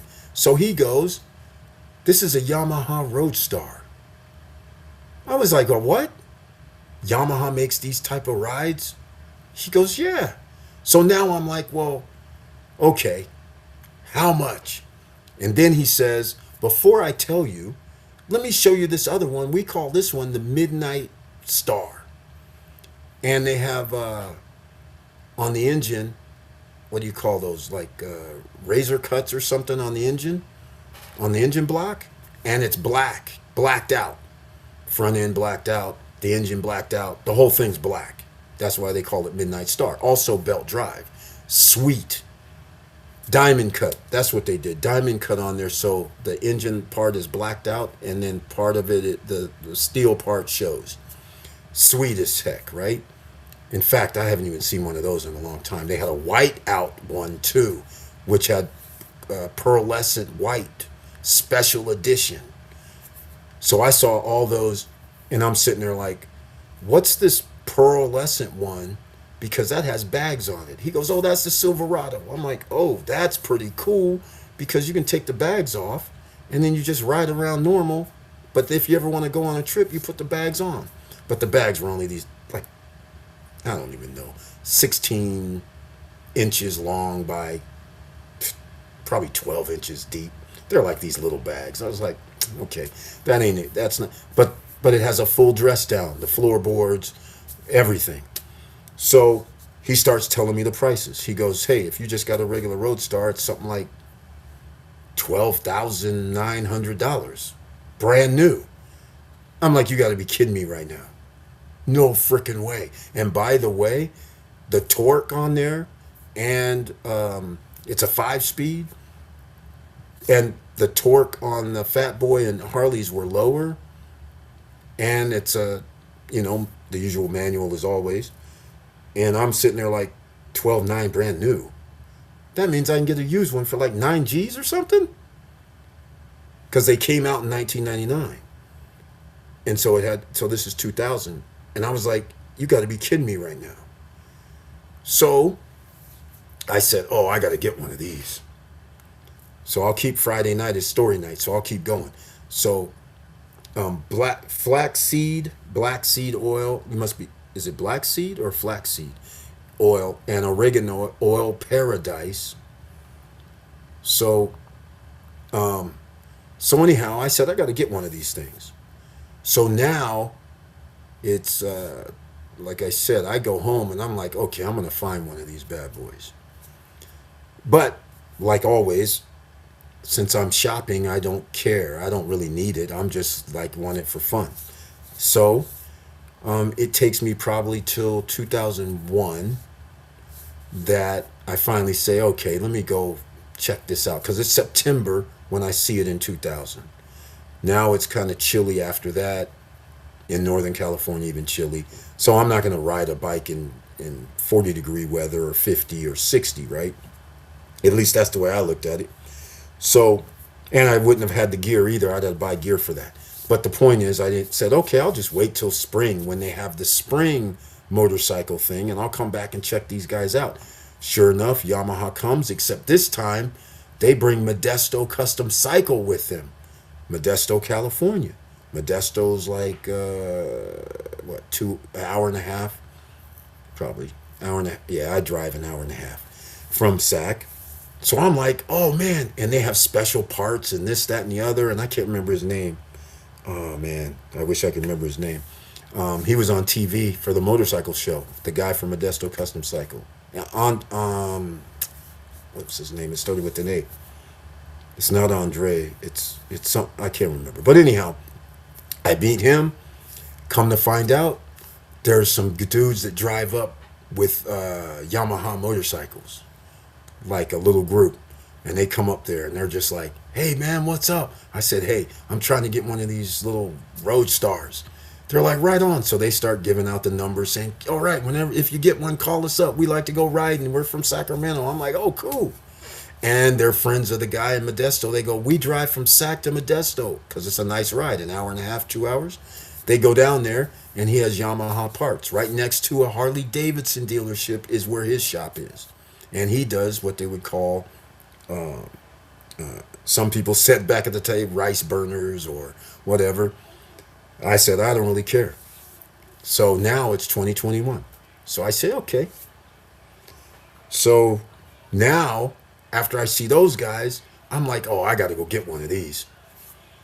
Because they had these, some were fixed up nice, baggers and everything.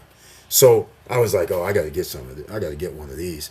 So now I go to the Motorcycle Trader, which is like Auto Trader. And I look in the one in California. Well, people are selling this ride. It's only been out 2 years. They're selling it for like 10,000, 11,000, 9,500. And I'm like, it's used. It's a Yamaha. Come on. It should have dropped in value below that. But of course, it's new, right? It just came out. It's kind of popular. People are buying it at that price points. Silverado, certain editions, they're up to 16 grand now in 2021. So anyhow, I look in the motorcycle trader in Sacramento. But while I'm at this Reno, Nevada event for spring, they have other auto motorcycle traders, and one is Arizona. And I'm like, oh, wow. And things cost less in Arizona because of the tax situation. So what costs, let's say, brand new in California for $13,000, it's 11.5 in Arizona. So now I'm like, oh, this is interesting. Let me look through this Arizona thing. All of a sudden, I see one for $6,500. A 2000, I think my bike's a 2000 Yamaha Roadstar. $6,500. I call the guy up. Well, hold on, I went too fast. I call a guy up for $7,500 Midnight Star. But it's a silver, it has bags and everything. I call him up. He lives in Mesa, Arizona, which is in Phoenix. It's a suburb of Phoenix. I talked to the guy for a few days. How much miles on it? What's the situation? He says, and the number one thing I say is, do you have title? He says, yeah, I have title. I said, because I'm driving all the way from Sacramento with my truck, my 4x. I don't even have a trailer, but I found one in Vegas. So I'm going to do a road trip. I'm going to go down to Vegas, hang in Vegas for 2 or 3 years. I'm going to bring my daughter since it's summertime. And so I'm going to make a nice little trip out of it. So I'll be down there, but make sure you have title because nothing else is going to go down. So now I get up to Flagstaff, and they have Fairfield Timeshare and Flagstaff. And since I'm in the timeshare business, I have a week in Flagstaff for $400 or something. So I stay because it's nice and cool in Flagstaff. It's in the mountains. So in summertime, it's cool. Going down to Phoenix is a whole nother story. But nonetheless. So I call the guy up in Flagstaff day one. He's acting like, oh man, I don't have time right now. It'll be 2 days from now. I explained to him, no worries. I'm in Flagstaff. And I'm staying up here in this 2-bedroom joint, so I'll be here all week. So I can come down there 2 days from now. He's like, good. Meanwhile, going around the, Grand Canyon-esque areas and all up there in northern Arizona. So now 2 days later, I go down and I'm calling the guy because we talked in the morning to say, hey man, it's like 9 a.m. or something. Hey man, I'll be down there. It takes about 2 hours. I'll be down there around 11. You're going to have the title and I got the money, so let's make it happen. Got my trailer, as I said. I got it in Las Vegas. So I get there, I'm literally in Mesa because he said he's in Mesa. So I just drove to Mesa. Then when I got to like Scottsdale and I knew I was close to Mesa, I was like calling him up. Hey, no answer. Hey man, what's happening? So I'm like, I'll go eat over here at the White and Black restaurant or something. So, okay, cool. So I go there.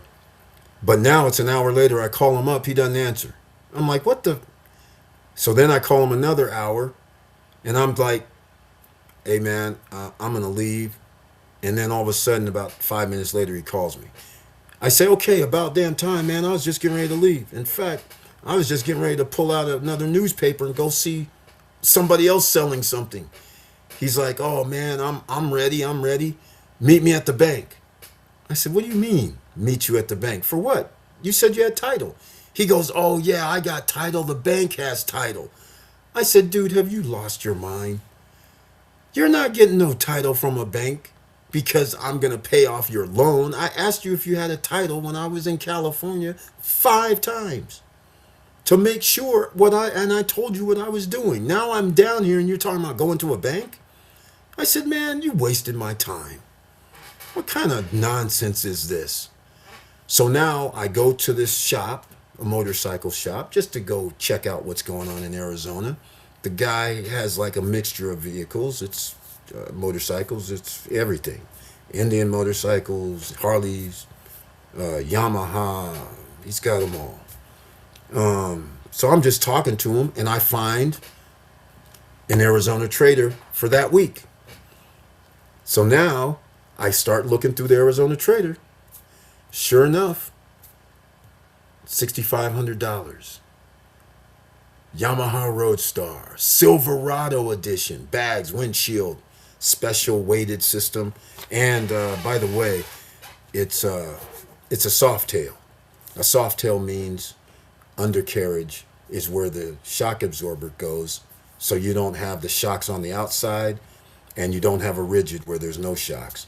So it's just like a Harley Davidson, quite frankly. Those are soft tails. Some are rigid, but soft tail.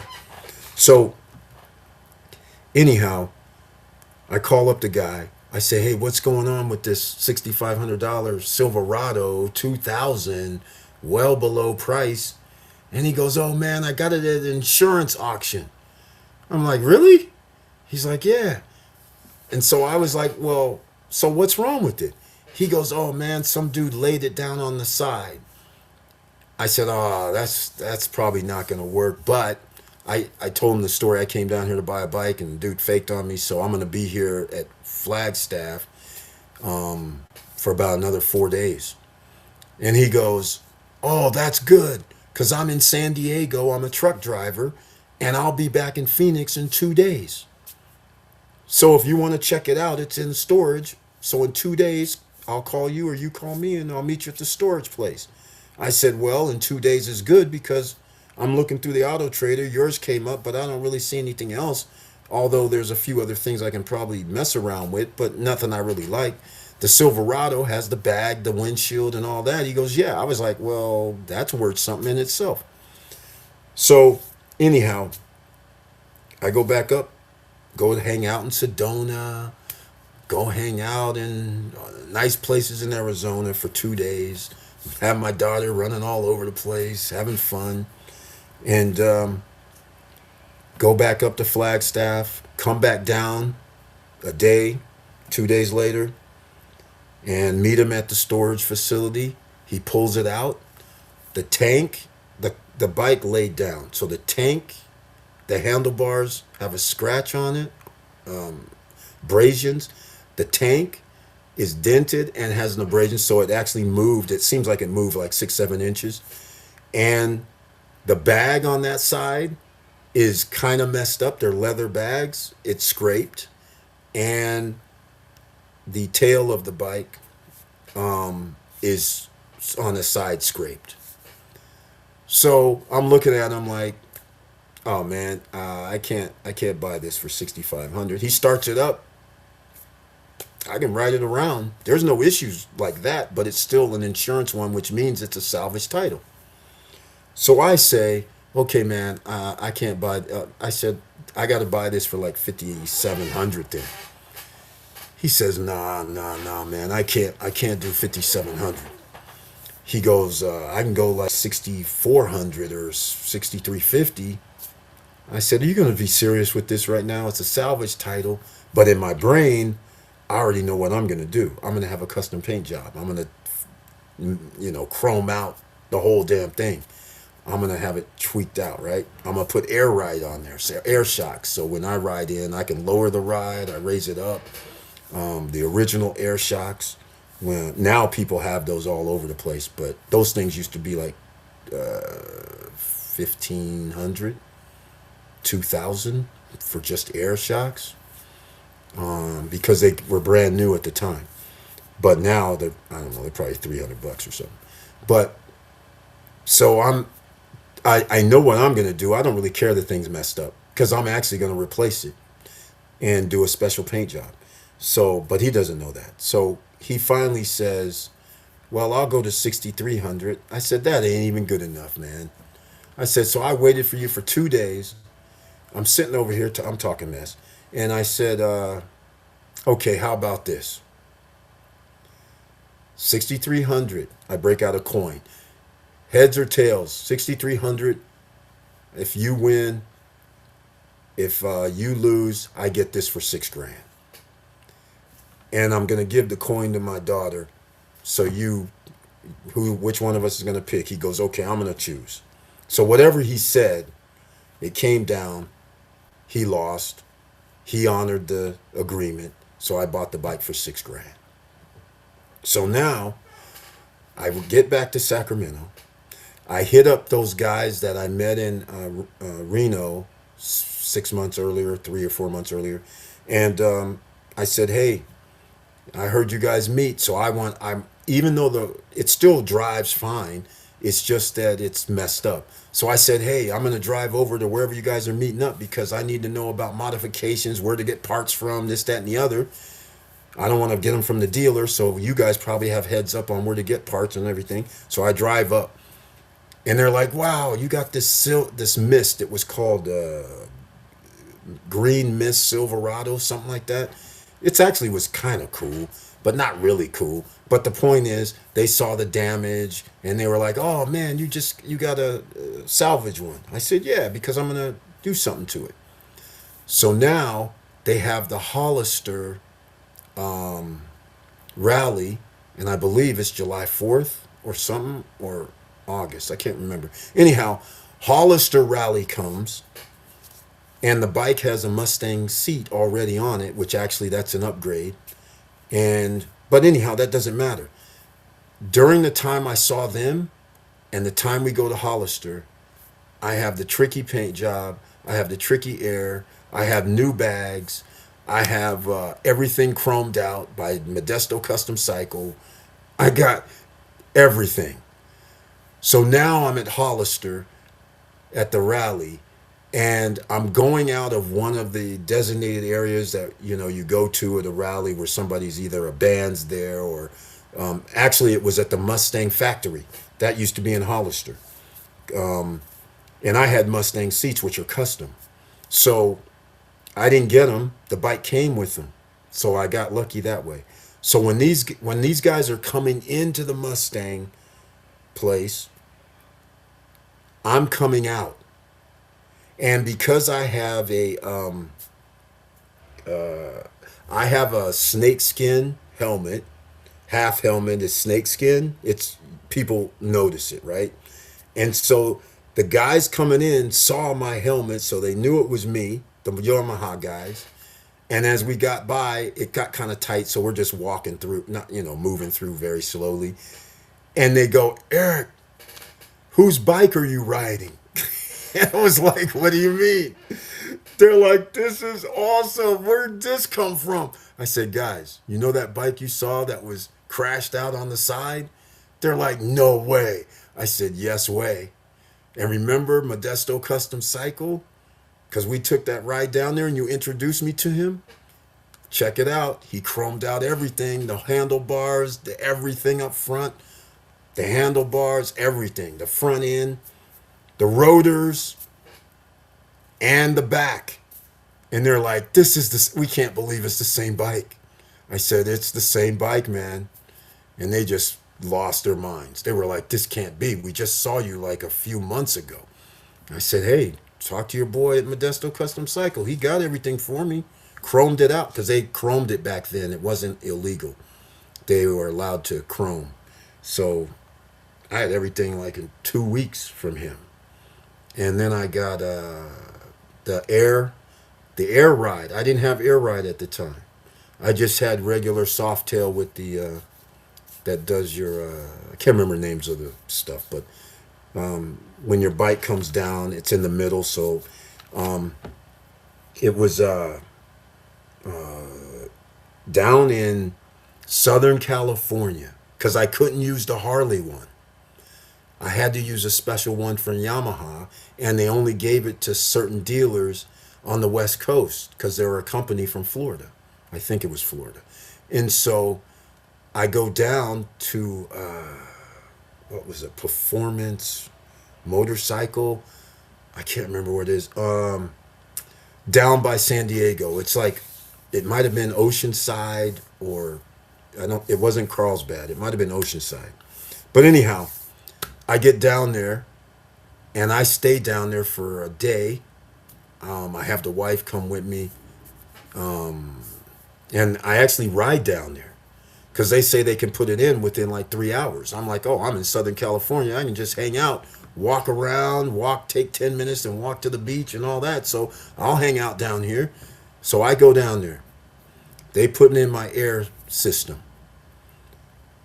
The air system ends up being beautifully done. So I take a ride, me and the wife take a ride up the Pacific Coast Highway a little bit, go down there a few miles, go eat somewhere, come back, because I'm testing it out, raise it, lower it, all's good. So now I say, okay, you drive, I'm going to ride the bike. I want to see what this is like on a long journey. After I got this thing, you know what happens? Get over to Grapevine. Now, wherever we are, that means I'm like an hour and a half to 2 hours from where the Performance Motorcycle guys are. The air system goes out.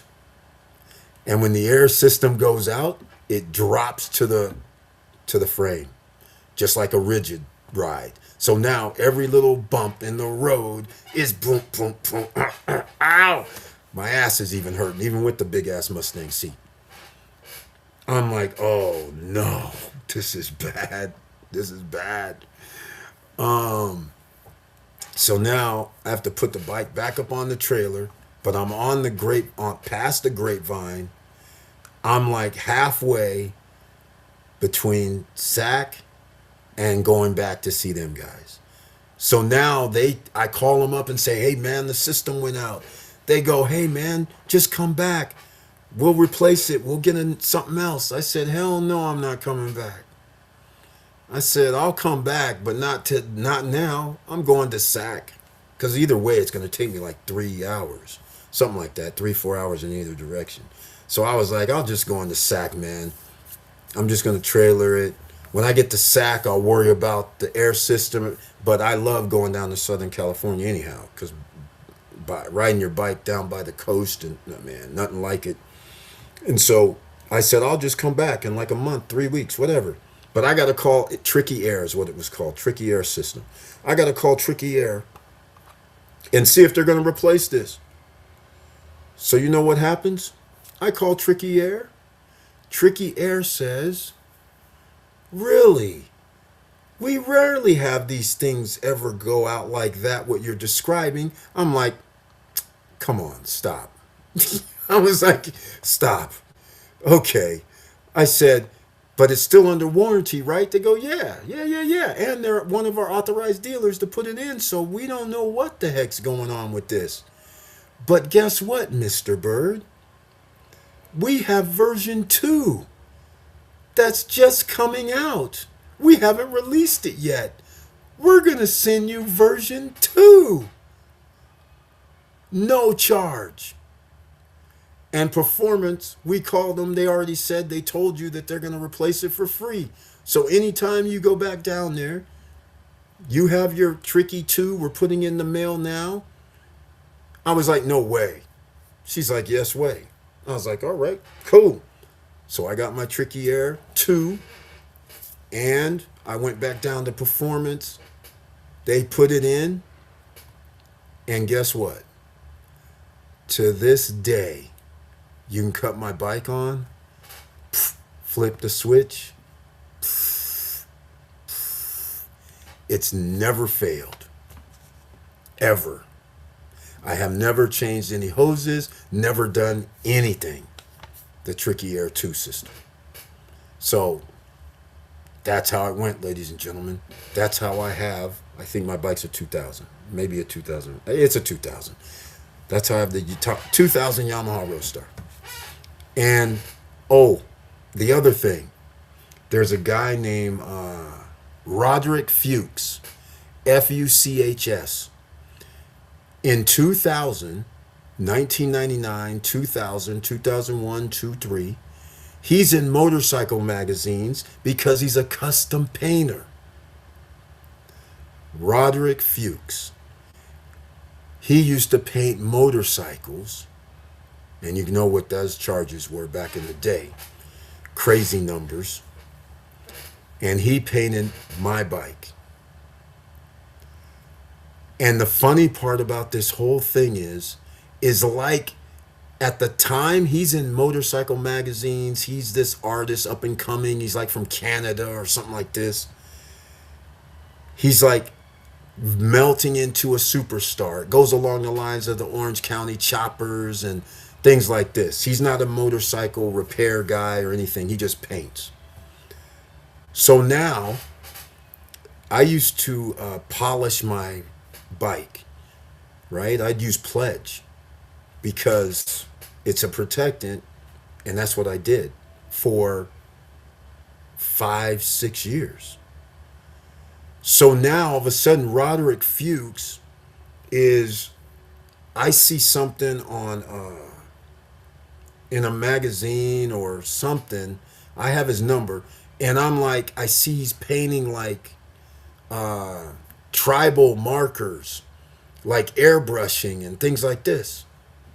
And he's still painting bikes, but he's crossing over into this thing. So I call him up and I'm like, hey man, you don't paint these cool ass bikes no more? He goes, nah, man, I'm getting out of that doing that. I'm going to do this stuff. And I was like, are you kidding me right now? Now, remember, this is 7, 8, 9 years that goes by. So I say, hey man, check this out. I'm going to send you a picture of what my, of that paint job you did for my bike right now. I sent him a picture of the bike. He calls me up and he says, how old is this picture? Because this looks just like the day I painted it, like in 2000, 2001. I said, dude, I just took the picture. He's like, no way. He's like, everything is like perfect. I said, I use Pledge. He goes, what? Are you Nobody's ever used Pledge before. I said, that's why it looks like it looks. I use Pledge this whole time. Not wax, not nothing. It's your paint and Pledge and wash. That's it. For all these last 6, 7, 8 years. It just blew him away. He's like, no way. He goes, I need more pictures of this. Because nobody's going to believe that you use Pledge and wash. And I said, let me tell you something else. I use Pledge and wash. The wash part was probably once every 5, 6 months. He's like, no way. I said, yes way, man. He's in shock by it. And so then I take my bike to Yamaha to have it the like the miles, what is it, every 3,000 or 5,000 miles you want to have them do, all your fluids and things like this and make sure your tranny is good and all that, right? I've never had one issue with that bike, ever. Never left me stranded anywhere. So I take it to Yamaha because they used to only charge $120. So I was like, fine. So guess what happens when I go to Yamaha? I have chrome plugs that cover up all of the rivets and stuff. They take all those off because they have to take the screws off. Okay, that's the first thing. That's okay, they have to do it. The second thing, they say, Eric, your bike's ready, come pick it up. Okay, so I come pick it up. The bike is backed in. Can you believe the back of my tail end is like this? And I'm facing this looking like, It was actually like this. And I'm coming up on it. I'm like, why is my back end not down like this? It's like this. These assholes ran the back of my bike into the curb. Said nothing. They thought, I guess, I was just going to get on and leave. But of course, I'm doing inspection because all my stuff is special, custom. And then I find out they took all of my chrome plugs. So now I'm like, all my chrome plugs over every bolt, because they're Allen wrenches and things like that, they pop in. So now I go back inside and I start woofing big time. And the mechanic tried to keep all the chrome pieces because there's like 20, 30 of them at least. And I'm like, what the okay. So now I go to the GM. I start woofing even more. The GM says, oh man, we're very sorry. I'm like, very sorry. You're gonna have to you know that's a custom paint job, right? You're gonna have to fix it. And where's all my chrome parts that I need? Pieces. He's like, oh, I'll get it. He goes back and talks to the guy and is like, what's wrong with you, man? What's happening? You could. So now all of a sudden, these guys come out and they go, I call up Roderick and I said, hey man, I got to send you the back of my bike. Even though he did a little custom stuff, he doesn't really do this. But I said, hey man, you got to fix the back of my bike and I need the paint. I need you to paint the rear of the bike. I sent him a picture and stuff. He's like, no way. I said, yeah. He goes, yeah, I'll do it. You know what he says? I'll do it for free. I was like, you got to be kidding. Done. So now the shop doesn't know that, and they go, how much do you think it'll be? I said, well, it's a custom job. How much do you think it'll be? They said something like, well, it's $1,000 or something. I said, yeah, probably. So then they gave me like a voucher. So I can come in and get anything I want at Yamaha anywhere and all this stuff. I said, all right, fine. So they have a Yamaha sales event with music and all that. And now I roll down there just to see what's going on because I have this voucher. Next thing I know, there's a guy that's selling Samson pipes for like $150. They're slash cuts. So I'm like, cool, let me get these. So I get those. The standard pipes are they weigh a lot. They're ugly, and those are the ones I had on there still. So I said, okay, take those off, put these on. They do it for free because they're still,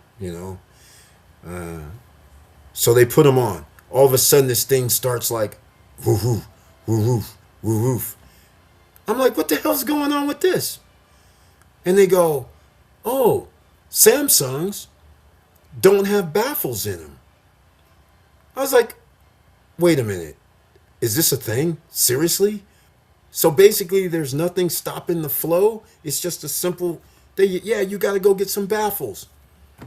I was like, come on, man. This ain't working. Take them damn things off right now. I need something else. So I go back in. The guy comes out. They go, we have some other Samsons. And they weren't slashes, but they were still long. So now they put those on there. They have baffles, but they still sound weird. They don't sound right. So I'm a little pissed about it, but those other ones cost $250 or something, $300. So what I do, I call Samson Pipes. I call down there and I say, hey man, I got these brand new pipes, but the sound is off. I don't know what's happening. I got a Roadstar. He goes, yeah, they're built for that. I said, yeah, but the sound's off. It's kind of weak. I don't know what the hell this is, man. He says, okay, I'll send you a check for the thing. He sends me a check and says, keep the pipes. I was like, what the? So I turn around and sell those damn things. I'm ahead big time now. I'm like, oh, okay, cool. It's the owner of Samson Pipes at the time. He actually answered the phone. It's unreal. So he makes that deal. So he says, keep it. Here's a check too. So now I call up, starts with a K, but I can't remember the name.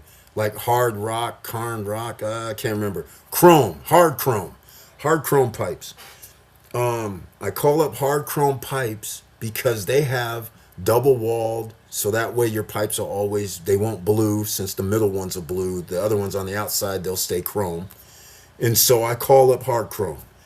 And I said, I want the ones that come all the way back to the fender, the rear fender.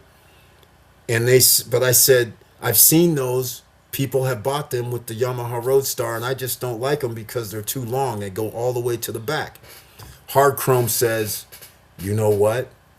We actually have some shorter ones, half size, called American Classics, based on the Harley Davidson one that we make for Harley. We haven't put those out yet. I was like, and you're going to sell a pair to me? Yes, we are. So now those were $200 or $300. So I had $200 or $300 from Samson. So I used that to buy those. So now I have brand new pipes that nobody has seen. They're specially made for Yamaha, the fit and everything. So that's why when I go to Hollister, the guys are looking at my bike like, this ain't the same bike. I'm like, it's the same bike.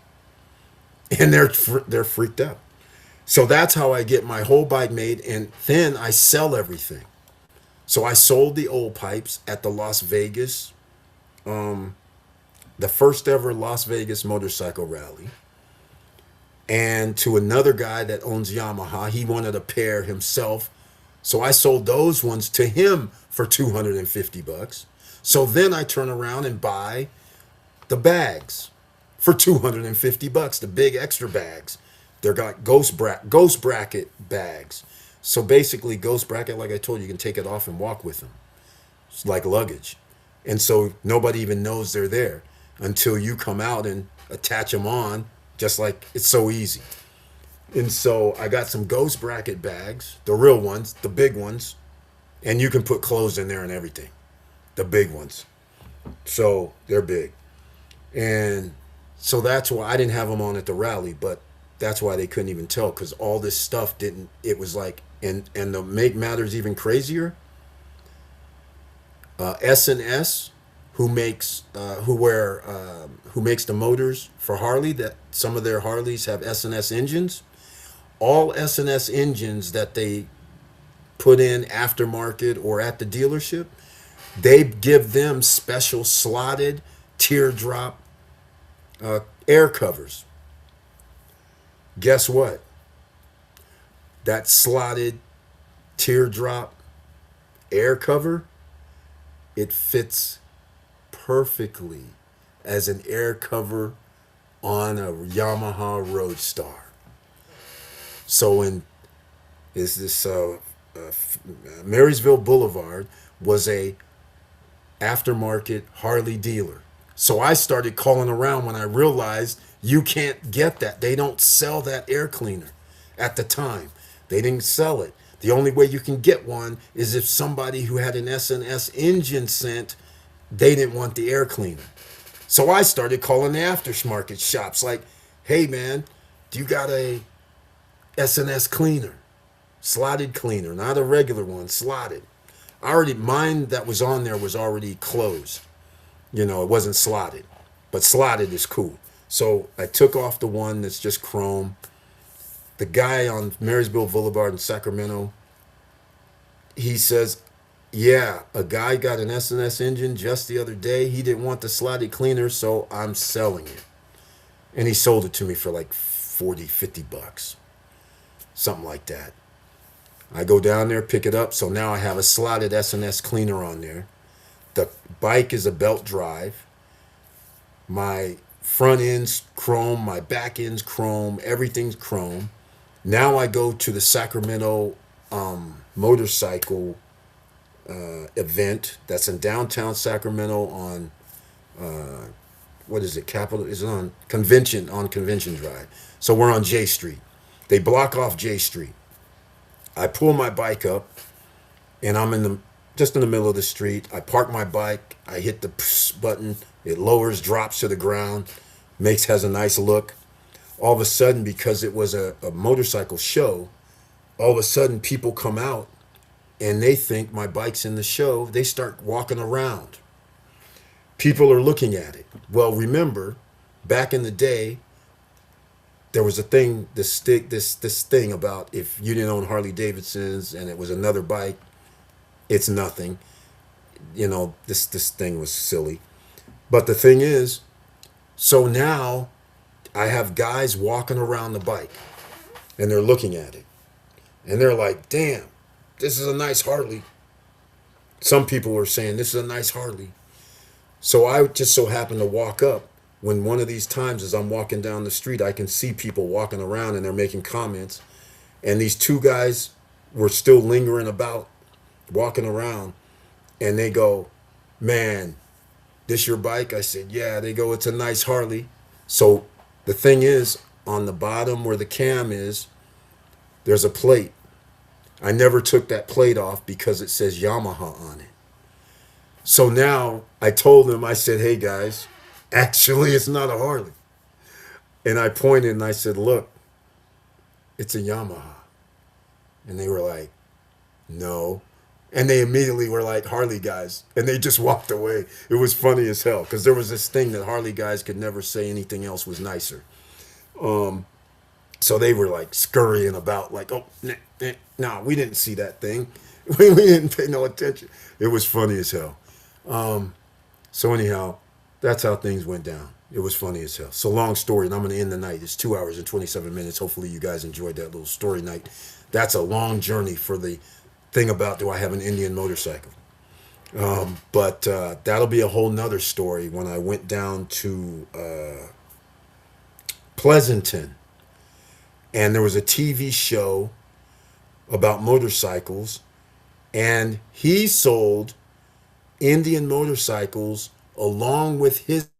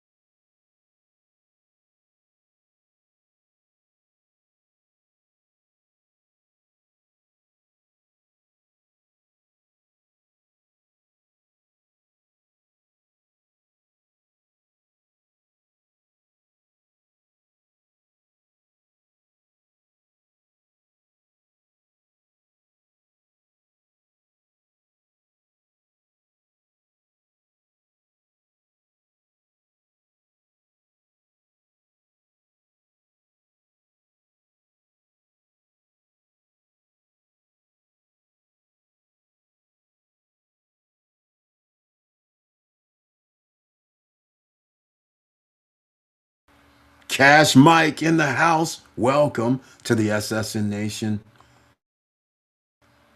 Financial Friday Night Live Stream. We've been not on financial because we've been talking motorcycles. I've been talking for the last 20, 30 minutes about motorcycles. And I still have it to this day.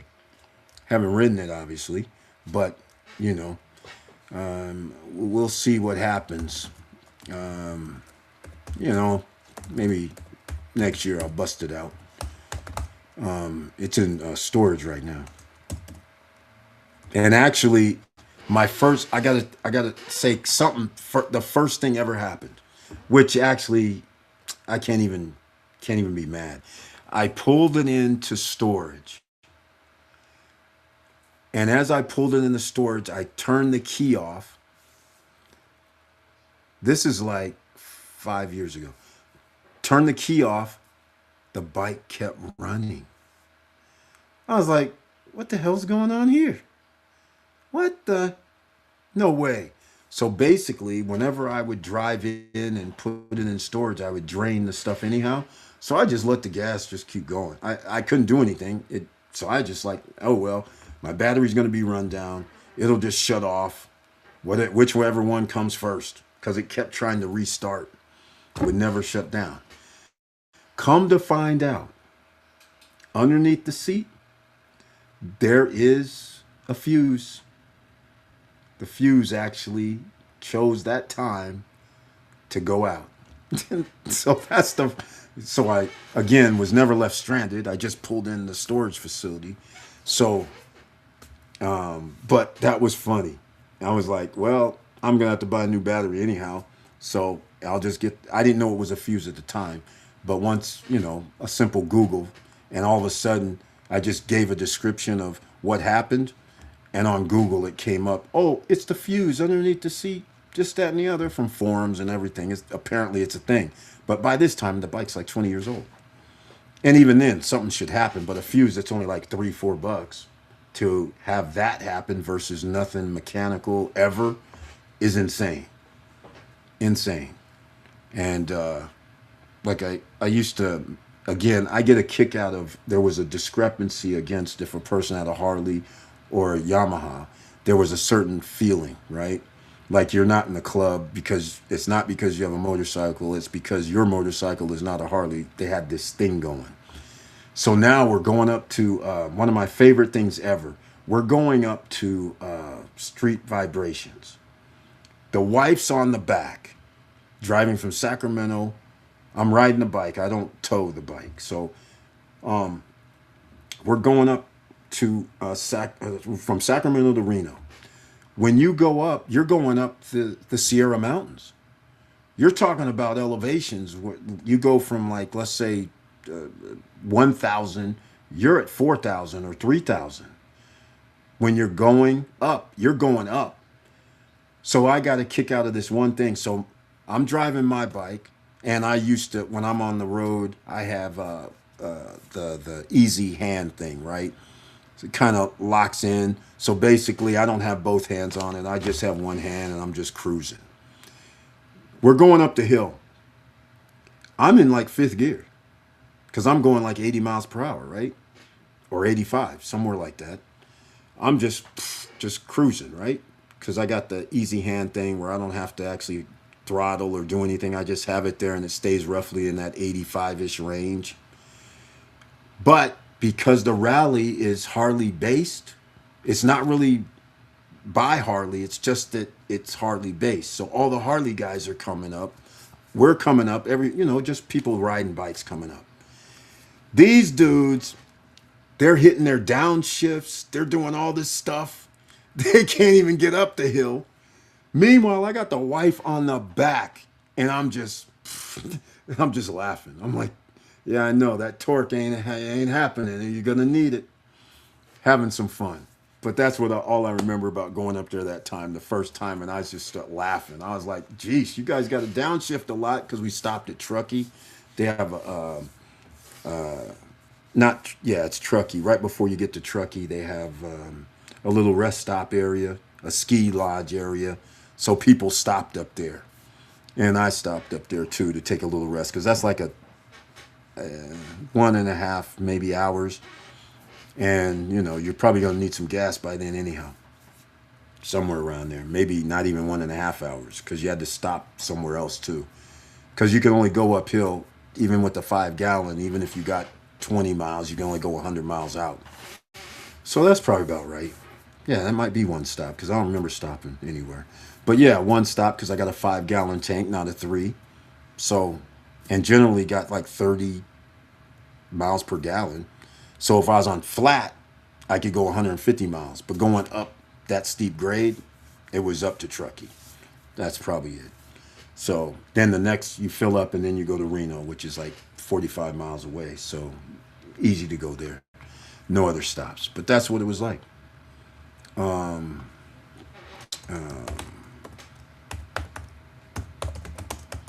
going to do something in 2000.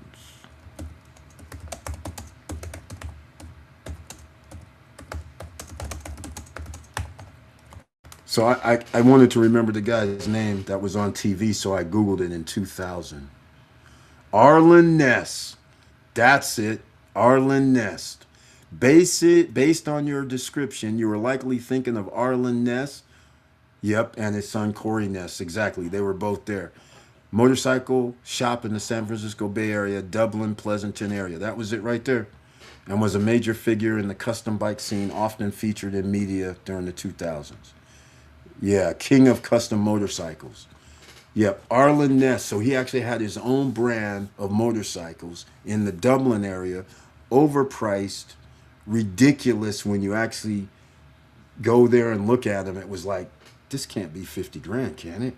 This is like, I it was just weird. I could never figure out why this guy was like this big time bike builder, but he was. And he had his own TV show there for a minute. So apparently it says he passed away in 2019, but the shop remains a landmark for custom often themed Harley Davidson. Oh yeah, he had the Victory motorcycles when they came out too. When I went to his shop that time, the Victory motorcycles were sweet. I don't even know how if they survived, but they were sweet as heck.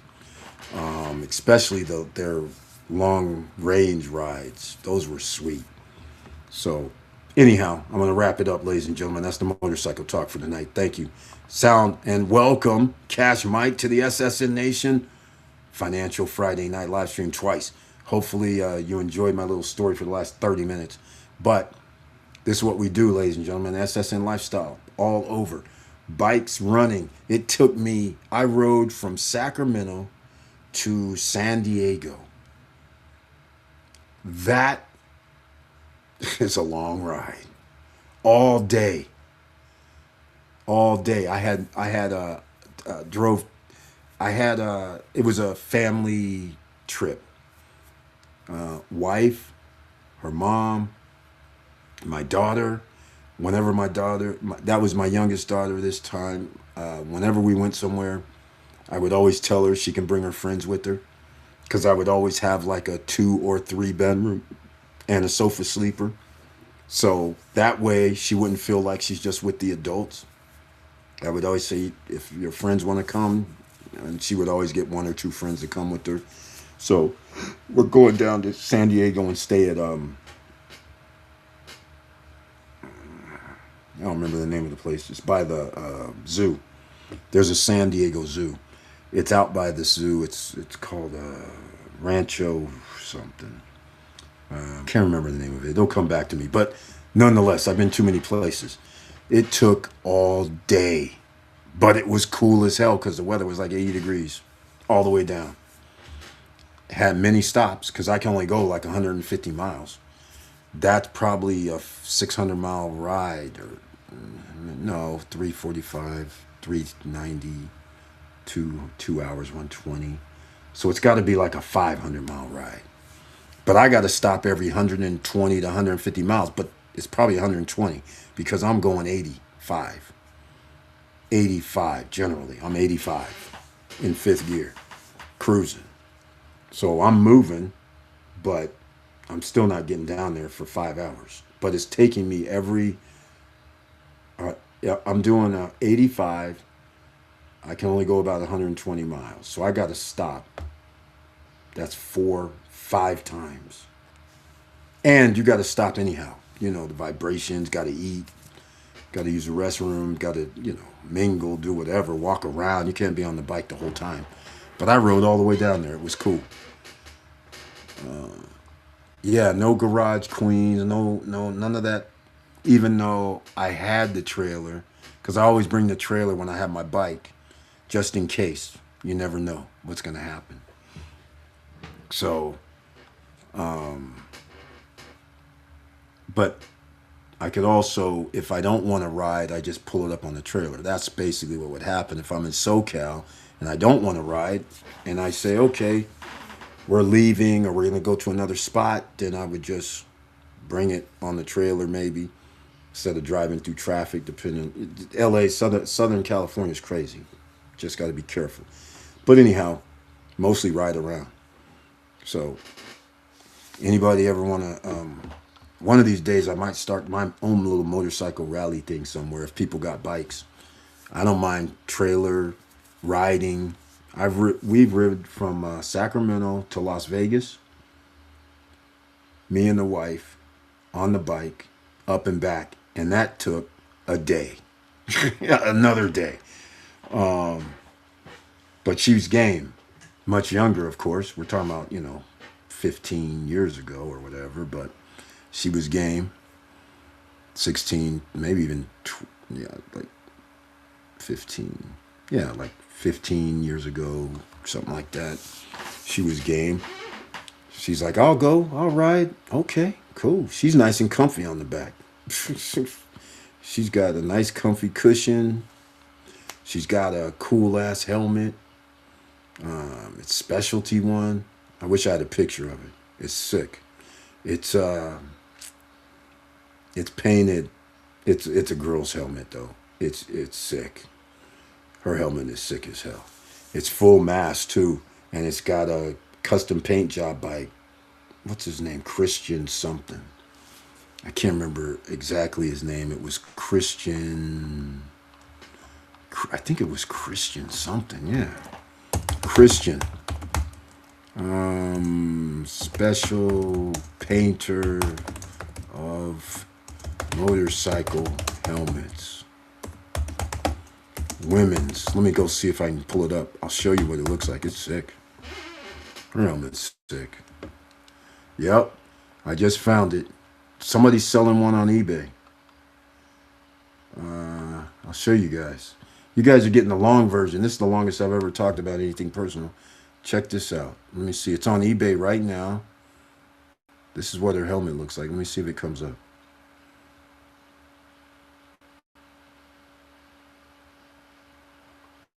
Yep.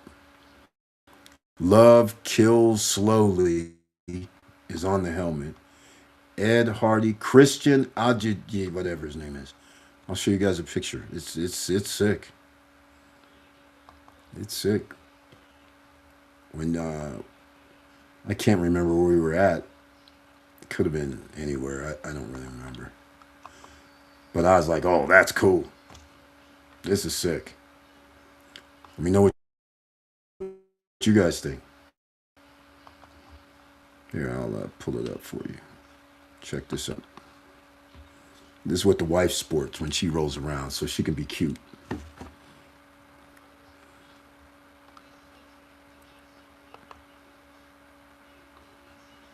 That's what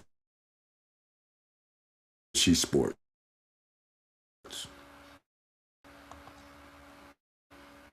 That,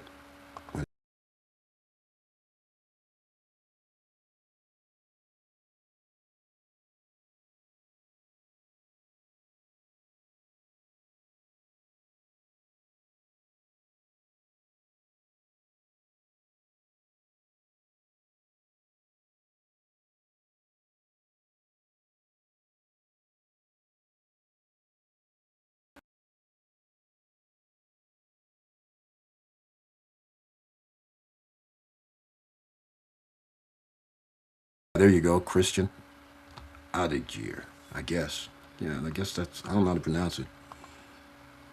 But yeah, it's very nice, quite frankly. I don't have anything like that. But yeah, and look, they have several that was like that. And nobody has the one I have. I won't be able to find it, so I won't be able to show you. My helmet is like it's a snake skin. That's what it kind of looks like. It has skin. And so it's green to match my bike, and people called it the Green Monster. And my speedometer actually has the poster of Godzilla as my speedometer. Is I can't remember. I think it's the 1990 Godzilla, or I mean 99 or 96, the late one named the Godzilla front, the poster. Let's go. I'll show you guys that too. 90s picture poster. It's sick. There's all kind of little things. That's why people look at it, because they're like, "What the hell is that?" So that's my speedometer is the 1990s movie poster is, and that's why people always called it the Green Monster, because it looks like there's scales. The way the paint job is, it's scales. So they called it the, okay, guess it's not 1990s. This is the 2000 movie. Let's go look. 2000s. Let's go see. It's not on this one. Ah, there it is. Yeah, it's sick. I had a specially made for my speedometer. My Speedo is actually this. I'll show you guys what it is. And again, I got so much stuff on this bike that that's why they look at it, because they're like, "You see that Speedo? Do you see his front end? Do you see everything?" Okay.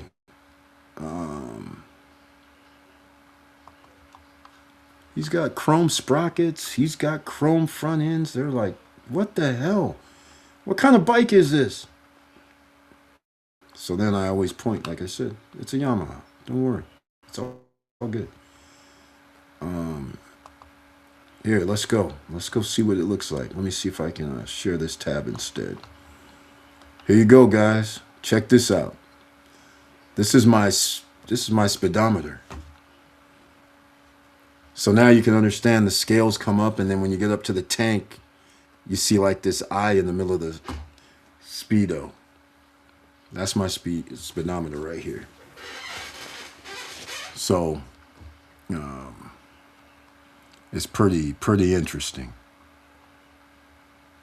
Yeah, I got all kind of stuff. I can't remember all the stuff I got on that damn thing. I got a lot of stuff. Got the Tricky Air, got that special Speedo thing, got the special paint job. Everything's chromed out. I probably have stuff I can't remember. I got, what else? I got everything's chromed out. I got so much stuff on there. It's crazy. It's crazy. People just look and they're just like, "He's got this, he's got that, he's got this." Yeah, it was pretty cool because I got this stuff for almost free because of the Samson pipes and the sales of my stuff, and then I just buy the stuff that I wanted from somebody else. So that's why I was able to do it. Quite frankly, it's not because I was buying it. It's just because when that Yamaha wrecked my thing, and then I got two pipes, and Samson sent me another one, and then I was able to sell the other one. So it gave me, I mean, I had all this money, and then when I sold my pipes and bought the other, and had the other pipes bought from Hard Chrome, they were the same price. And then I sold my floor pedals, and I got new floor pedals because people wanted the other ones from Yamaha, and I was like, forget that. Let me have the aftermarket. So that they bought it for the same price. So everything I did basically was free because I just sold the old parts of the mess. I sold my whole tank unit and everything. So I had money from that, money from the messed up bags. People paid. So I was like taking all these parts off and getting new parts, and people would pay me for the old parts, and I'd use that to just get stuff done. So people thought I spent like 20, 30 grand on this whole setup, when in fact, I didn't really spend anything because it all started with the free pipes from Samson, the 1,000 credit at Yamaha, the pipes from Yamaha, that turned into another sale. So I basically had $2,000 worth of free stuff and exchanges. And that's how I just pieced everything together. Modesto Custom Cycle. I wish I could remember his name. He was cool because he charged me like to chrome my front end, my sprocket in the back, and all that. I think he charged me. It probably was $1,000 or $800. So, got a chrome out. It was cool. Even did my rotors. I had ones on front and back, but I changed it to where I didn't even run one of the rotors because I got chromed out. The bike comes with 4 piston rotors. He chromed out special rotors because I sold the 4 piston rotors. He chromed out 6 piston rotors. So I got 6 piston rotors on my bike in the front and the rear. So I can stop a little faster and better because the bike weighs with gas in it about 600, 500 pounds. With me on it, we're at 800 and something. With the wife too, we're at 1,000. I'm not trusting 4 piston brakes. I need 6. So he chromed out 6 piston brakes for me that don't go on that bike. It's an upgrade. So I got 6 pistons on the back, 6 pistons on the front. Chromed. Both. So that's why things are, when people would see it, they'd look at it and be like, that's weird. He's got these big ass pistons on his bike. Yeah. Have, what do you call those? Braided lines. Stainless steel braided lines. Instead of rubber lines for the oil movements, the fluids and stuff like that. Everything's braided. So again, people are looking at it like, where'd you get this stuff? Some I had special made. Some they actually sold. So I was just having fun. But anyhow, enough about the bikes. The wife had a Harley, a Dyno Y Glide, special paint job with an angel on it. But she didn't really ride it. She shouldn't have been riding. She shouldn't. So I finally, eventually, she sold it because she shouldn't be riding. Dangerous for her. All right, ladies and gentlemen, I'm going to wrap this up. Hopefully you enjoyed this last hour of chit chat about motorcycles. Arlen Ness passed away, sadly. A great builder, great person. In person, the guy was awesome. His son, Corey, was awesome. Their family was awesome. It was too cool. The guys at Yamaha at the time, when they cared about bikes back then, was awesome. They were all helpful about everything. Never any problems with them. Everybody was cool. The guys at Mustang, when I rolled in, and they were like, "Where'd you get this?" I was like, "What do you mean? It was on the bike. I got it. It's a year old or something." But the bike doesn't come with that. They're like, "We just started making something like this." What are you talking about? Is your name's on here? It was crazy. So I didn't know whoever got that other Mustang thing must have got an early model or something. I don't know. But they were acting weird at the Mustang place at Hollister. They were like, "Do you work here?" I was like, "No." "No, I had this. I bought it on the bike." They're like, "That looks like our new version." I said, "It might be. The guy got it at an insurance auction." So I don't know. But crazy stuff happened. A whole time I've had the bike, crazy stuff has happened. All good, though. All good. All over the West Coast. Up in the Redwoods. I think I have an SSM Lifestyle video about the Redwoods parked up. That was an awesome trip. The weather was, oh, man. That was one time I could hang out, well, in the woods. No camping, though. I don't do camping. All right, ladies and gentlemen, we're going to wrap this up. I love you guys. I appreciate your support over all these years. Make sure no matter what you do, if you like what we're talking about, please subscribe to the channel. Bring other people here on Monday because we'll be talking about some more financial news and updates that can help you. And maybe, and just maybe, you're going to learn a little bit more on what I'm doing. But I will give a clue since you're here and been listening to the story. This has to do with one of the greatest things ever. TV, movies. That's what I'm going to tell you. All right? And you know what that usually means.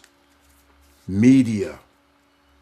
And I get to start 2 companies. And you know how I started this off tonight with more stock records. That's going to keep happening, so you got to invest. Are you wealth building? Was the second part of the question tonight. It's game time. Well, don't let me in is now I will be in. They can't stop it at all. No gatekeeping.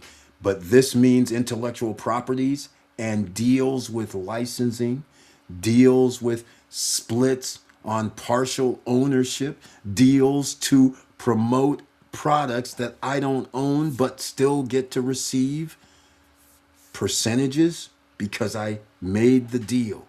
I now have to make 2 separate companies, and I have a feeling that I might be making a third because there is an arbitrage situation. Arbitrage usually means if they're selling something for 10, 15, 20,000, but you can have it made for 2,000 and the market is selling at 10, 15, 20,000, that means you can market and sell that product for 8,000 and still make a nice piece of profit.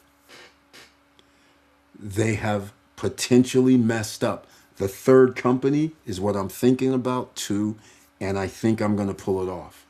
And there's a reason. It's because when you have people that know how to program, then all of a sudden you can create products at a lower price than what the market is selling at. And I like when the going rate is, well, let's just put it in ranges. Some people would pay 20, some people would pay 15, some people would pay 10. There's even models where you can pay 5. But that 5 model comes with customation fees, so you're still going to be at 7, 8 minimum. So somebody says, I can have this done for 1G, 1200, which is what I'm thinking. And you get overrides. This is not network marketing. This is actually IP, intellectual properties, where you know all the rich guys, basically, in music, TV, entertainment. The reason why they make a lot of money is because they have rights, ownership. Royalties is one, that's minor.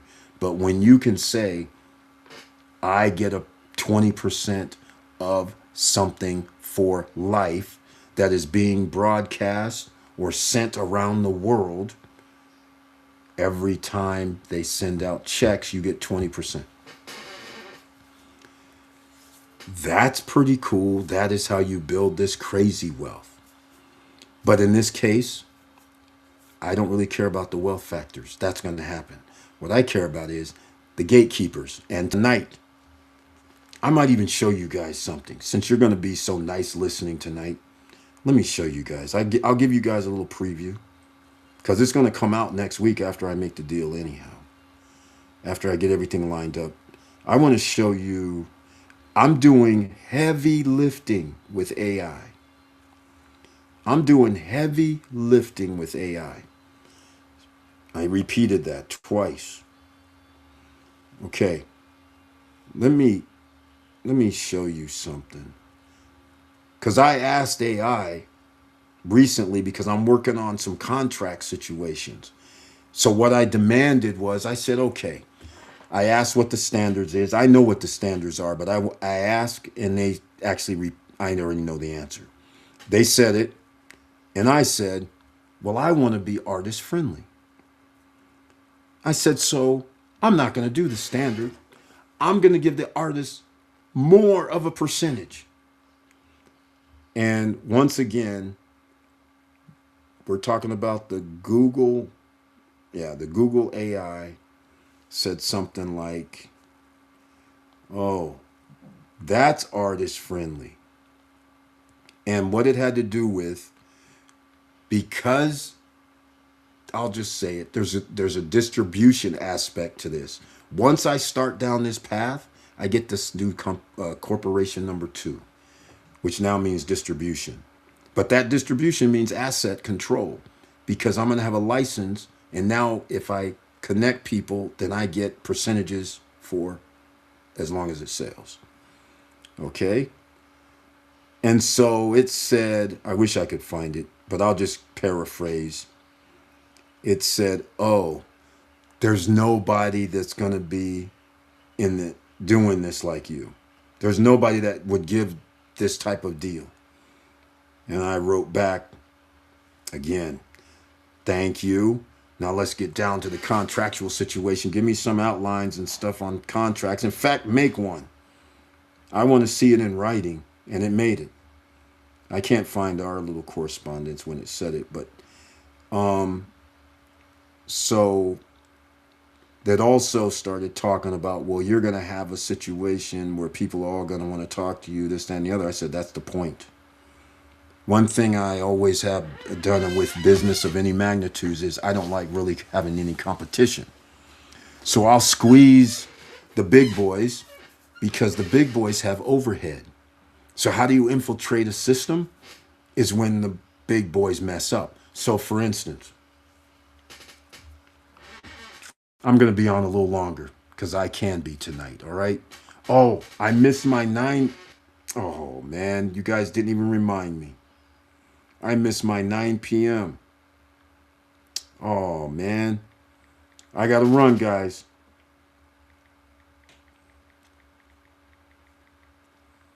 Hold on. Hold on. You guys should have reminded me. Oh, don't tell me you guys enjoyed the stories. I forgot what I was talking about now that I realized at 9 p.m. I was supposed to be off. Oh, man. He's got schedule on the 9th.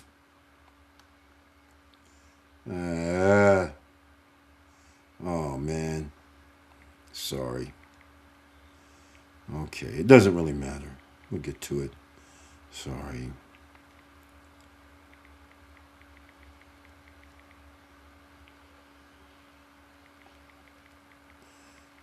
Jeez.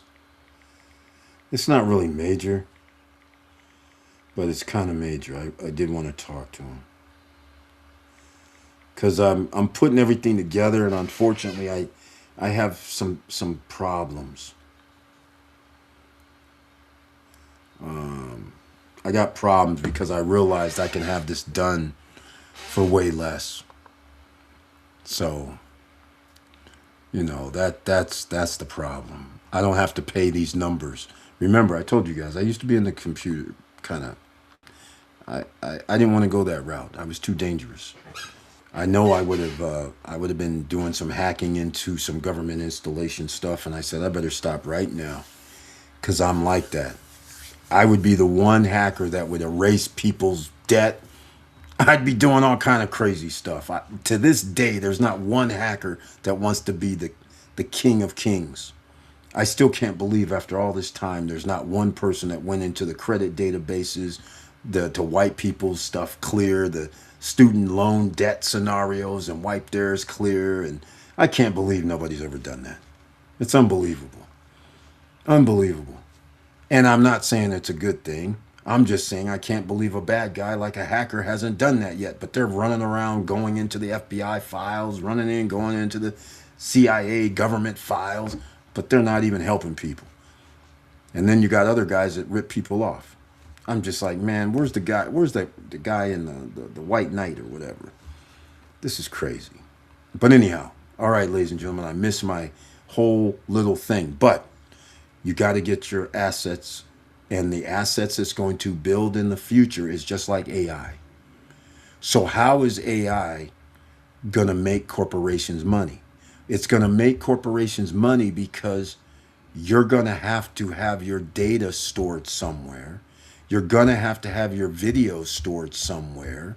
You're going to have everything still stored somewhere. So that's why they gear up to store, right? They also gear up to make sure that they control any of the social media, just like right now. So I have videos on several different platforms, but I don't control them.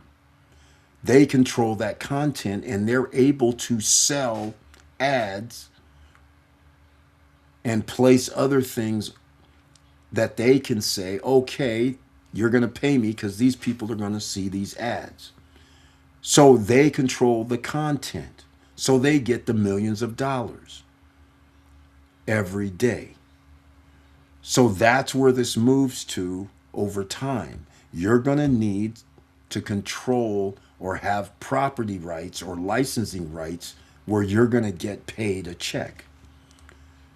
Because as we have less and less manufacturing, now you're going to make money off of what's bought and sold for those people that can buy and sell. So the same thing you see on streaming is basically the same thing you're going to see from now on. You want to have access to Microsoft, for instance, and some of their suites, you're going to pay an annual fee. You want to be with Adobe, you're going to have an annual fee or monthly. All of these are monthly or annuals. That's the model. That's the future. And they're going to control all the intellectual property. So everybody that says, I give my money to Adobe, I'm going to have AI and all this. Well, Adobe says, good, welcome to the family. Because we have ways you can make websites. We have ways you can make pictures. We have ways you can create AI. It's all in our suite. You can pay us $150 a year. We're not going to give it to you so you can just use it randomly anytime you want. No, you have to pay us every year. Everything's going to start moving toward pay to play. And the people who own the pay to play gateways, whether it's credit card processing, whether it's credit, pulling up credit, because that's still going to have to be a thing. Those middlemen are the ones that's going to control a lot of industries and have all of the wealth. Because now anything that I'm moving into the field of, I want what they have. I want content. I want IP. I want what they have. I want what YouTube has, Rumble has, anybody else, Meta, all these guys that have social media platforms, the TikToks, all these guys. That information is their intellectual property. They can license, lease, rent, anything, even though they didn't create it. Because you agree that when you're on the platform, they can use your name, likeness, or whatever. There's all kind of these things. So they're making money off of what I do right now. They give me kibbles and bits. It's that simple. They give everybody kibbles and bits because of the splits. But think about who's running the server.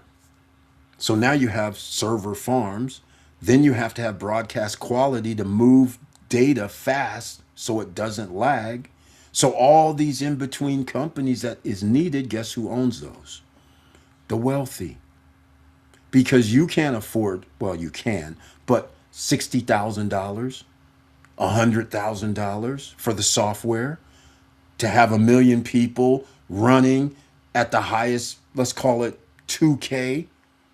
How about 1,000 people running at 4K? Do you know how much storage and usage that will take? So therefore, you have to put up special networks. Those special networks aren't cheap. They're hundreds of thousands of dollars. Who can get in that game?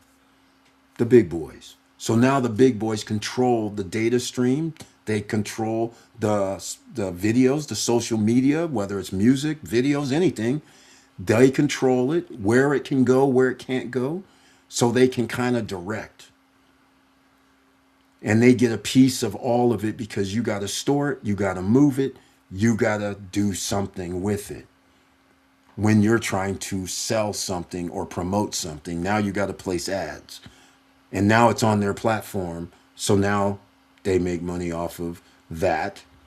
Then they make money off of people when they watch it and they go to their advertiser and say, look, we have 10 million people on the platform every hour. Here's the demographics. You want to put an ad on our thing? Well, you're going to have to pay us $30 per 1,000 viewed.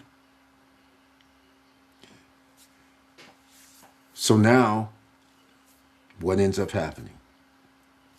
They get free money off of stuff that other people are doing like me, because they got views for you guys watching. That is building wealth in a whole nother trajectory, because that's scalable.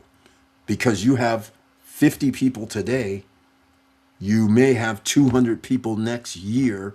You could have 10,000 people year 2. Now all of a sudden, 20,000 people and tons of views.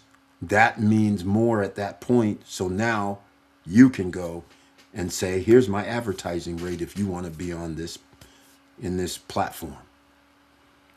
And that's what all the big guys do, corporations are doing. They're sewing up, they're putting in their own little bank, so to speak, where only certain people can get in because the cost of entry is high. And they know people aren't going to be spending traditionally 10, 20, 30, $40,000 on a maybe, while they're still part of the gatekeeping core. Because if it wasn't for AI, on Wednesday, I was sitting there like, this is not sustainable, because the big boys charge an arm and a leg. Amazon, they charge an arm and a leg. Other people charge an arm and a leg. If you need storage, you need video storage, you need video communications to each other, video on demands, anything like that. That's movement. That's memories. That's a bunch of stuff. And so they have the $1 million, $2 million, $5 million facilities. And they can afford to wait on the come, because they know people are still going to enter that area, that space, and they're going to need their services. So they charge accordingly. So it may not be big, but they'll say, well, it's $100 a month. Oh, it's $2,000 a year. In fact, every time video plays, for every gigabyte that you guys use, it's going to be X amount of cent. That means if they have 1 million people and they're getting X amount of cent per hour, that starts adding up. And they own nothing. Think about it. They own nothing. So that's why the big boys are going to elevate. And that's why the tech sector keeps going. Because advertising can be on anything that's on their platforms. They can monetize it. So I'm entering their game field. But I'm doing things differently. You know how this always works. In any business or any place you ever go, there's a hierarchy. There's less people at the top, more people at the bottom, right? So think of when you go to college or school, it doesn't really matter. And you have, let's just use a random number, 100 people graduating. And you have the person that was number one academically in the class. The person number one academically in the class, they're going to get hit on by all kind of offers, whether it's in high school, whether it's going to be a college, or whether even somebody else says, well, you were number one in this class, come work for us. We're going to pay you a handsome salary. Same way in college, right? But there's a hell of a lot more people who aren't in the top 5, right? So you figure you're going to have bottom 50. These hierarchies are throughout our life when we talk wealth. So now you have more people 50 and below that's going to need more help, because the people that's in the top 5, they're going to have handsome jobs off the bat. They didn't have to, they worked their asses off. But now, because they ended in a number, top 5, they have offers. that if you're in the bottom 50, you're not getting nowhere near those offers generally. So that tells you there's a hierarchy with the wealth as well. They have a hierarchy. All those guys are snatching up things that people need. 50, 60% of the population can't own it. So therefore they are snapping up everything of this, the whole system. You have to go through the guys that are already wealthy. And they're just going to get wealthier because now you have mom and pops, you have ordinary citizens who need to do certain things. Like you might say, I need storage. I need to buy this storage device, right? Because my computer only holds 3 terabytes. So I need to get some of this stuff off.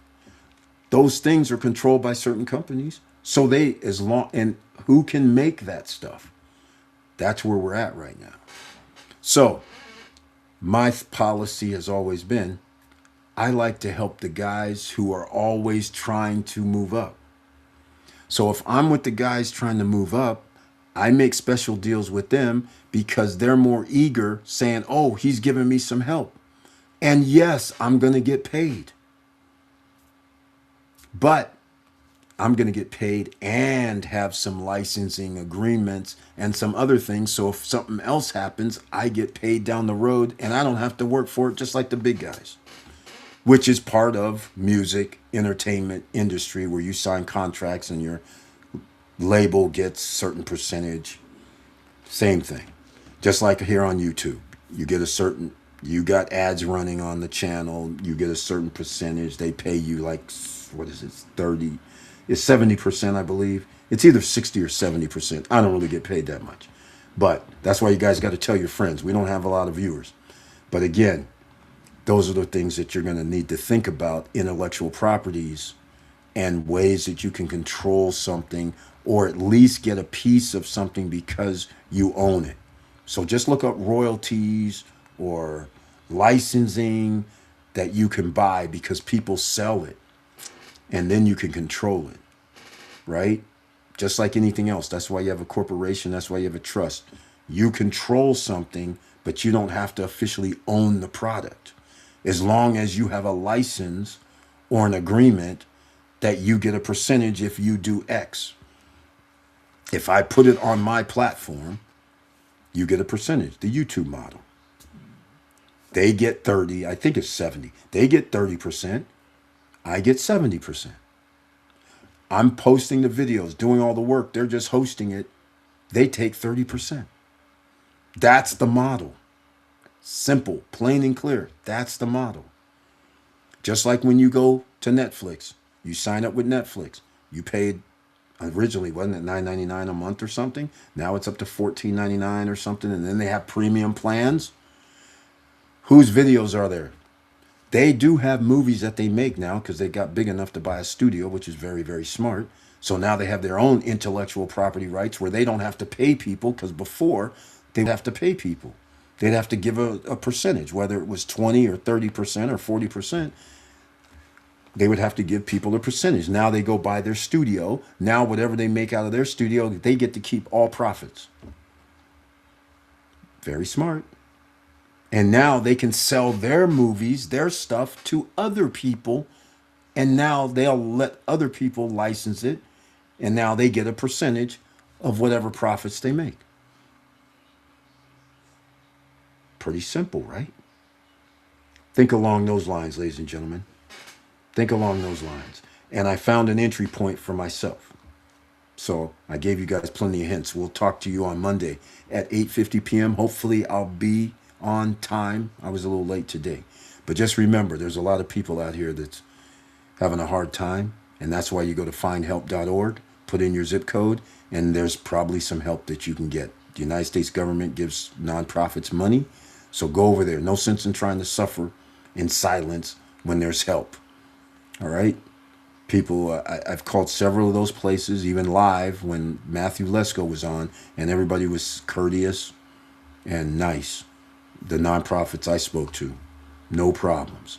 So just so you know, that's a way you can get some help. You need to get the 3 things you need to get. Bank account outside the United States, real estate or business started outside the United States, and credit score 775 or higher. So that way you can borrow. And I went to eat today, and this young guy said something. He couldn't have been no more than 18, 19 years old. What did he tell me? I'm getting ready to pay. And he said something weird. All I remember is I responded with, just remember something. Make sure you buy multifamilies whenever you buy real estate the first time. He looks at me like, what? I think it was my shirt or something. And he looks at me like, because I know he's like 18, 19.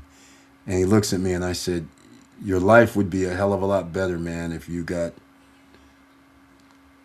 twoplex, threeplex, fourplex units the first time you buy real estate, FHA 3%. He looks at me like, what? Like, yeah. Just keep that in your mind when you're out here, because it's going to be a long road. You're in the lost generation. I didn't get to that part, but that's what I was thinking in my head. You're going to have a nice, rough life ahead of you. Inflation is going to get higher. Things are going to get more expensive. Having children is almost like non-existent. Costs too much. Jobs are not that plentiful that's going to be paying livable wages, which is seemingly going to have to be over 100 G's a year at this point. So we're going to see, this is going to be a whole change in the next 2 years. This whole country is going to change in a direction that, unfortunately, it looks like the people that grew up in the 50s, 40s, 30s, their kids are running the asylum, and they want to go back to the rules of 1895 and 1910, and they want to go back to a different era in time. That's what they're doing. Like, the Constitution doesn't exist, and the Supreme Court is helping. So that's going to be detrimental to a country that once stood for get your huddle masses over here and had unification based on diversity from all over the world. You could come and be successful. And now they're trying to limit who can come and who can be here and which status you can be at. We don't want to hear from you. We're going to give you the rules, and you're going to abide by these rules based on DEI stuff. We're not going to be the best. We don't have to be. We'll just run this place like we own it, and we don't really care because we're in charge. If we hurt you, we don't care. If you try to get better and we stamp you out, that's what we do. We want to make you a adversary. We'll create it out of thin air. It's getting outrageous. But again, protect yourselves out here. Protect your wealth, because a lot of people have a misconception that they think it's going to be other people. No, they're using you to start at the bottom, rise to the top. And that's what people don't understand. So if I can stop these guys, then I stop these guys, and then you start bitching, I'll stop you too. Who's going to be with us? And then now you have, if you're not with us, you're against us mentality. So therefore, if you're against us, we make sure you're against us. And if you want to be with us and join us for this mayhem we're doing, come along for the ride. You're a friend of ours. That's where this is going. I thought I would never be alive to see this situation, but it's going down. And you better be out here figuring out where you're going to have your assets and where you're not going to have your assets. And I'm going to give you another cautionary tale. Anybody that is broke and they tell you they're going to make things better for you, you should be asking how. And by the way, how did you get that money when you're broke? You must have stole it from somewhere because you're broke. Think about that as you go over through the weekend and you're not thinking about building your wealth, because you better figure out something post haste, and you have 7 months left. And it's amazing that somebody came up with the 3-year cycle 3 years ago. Yeah. But anyhow, have a good weekend, ladies and gentlemen.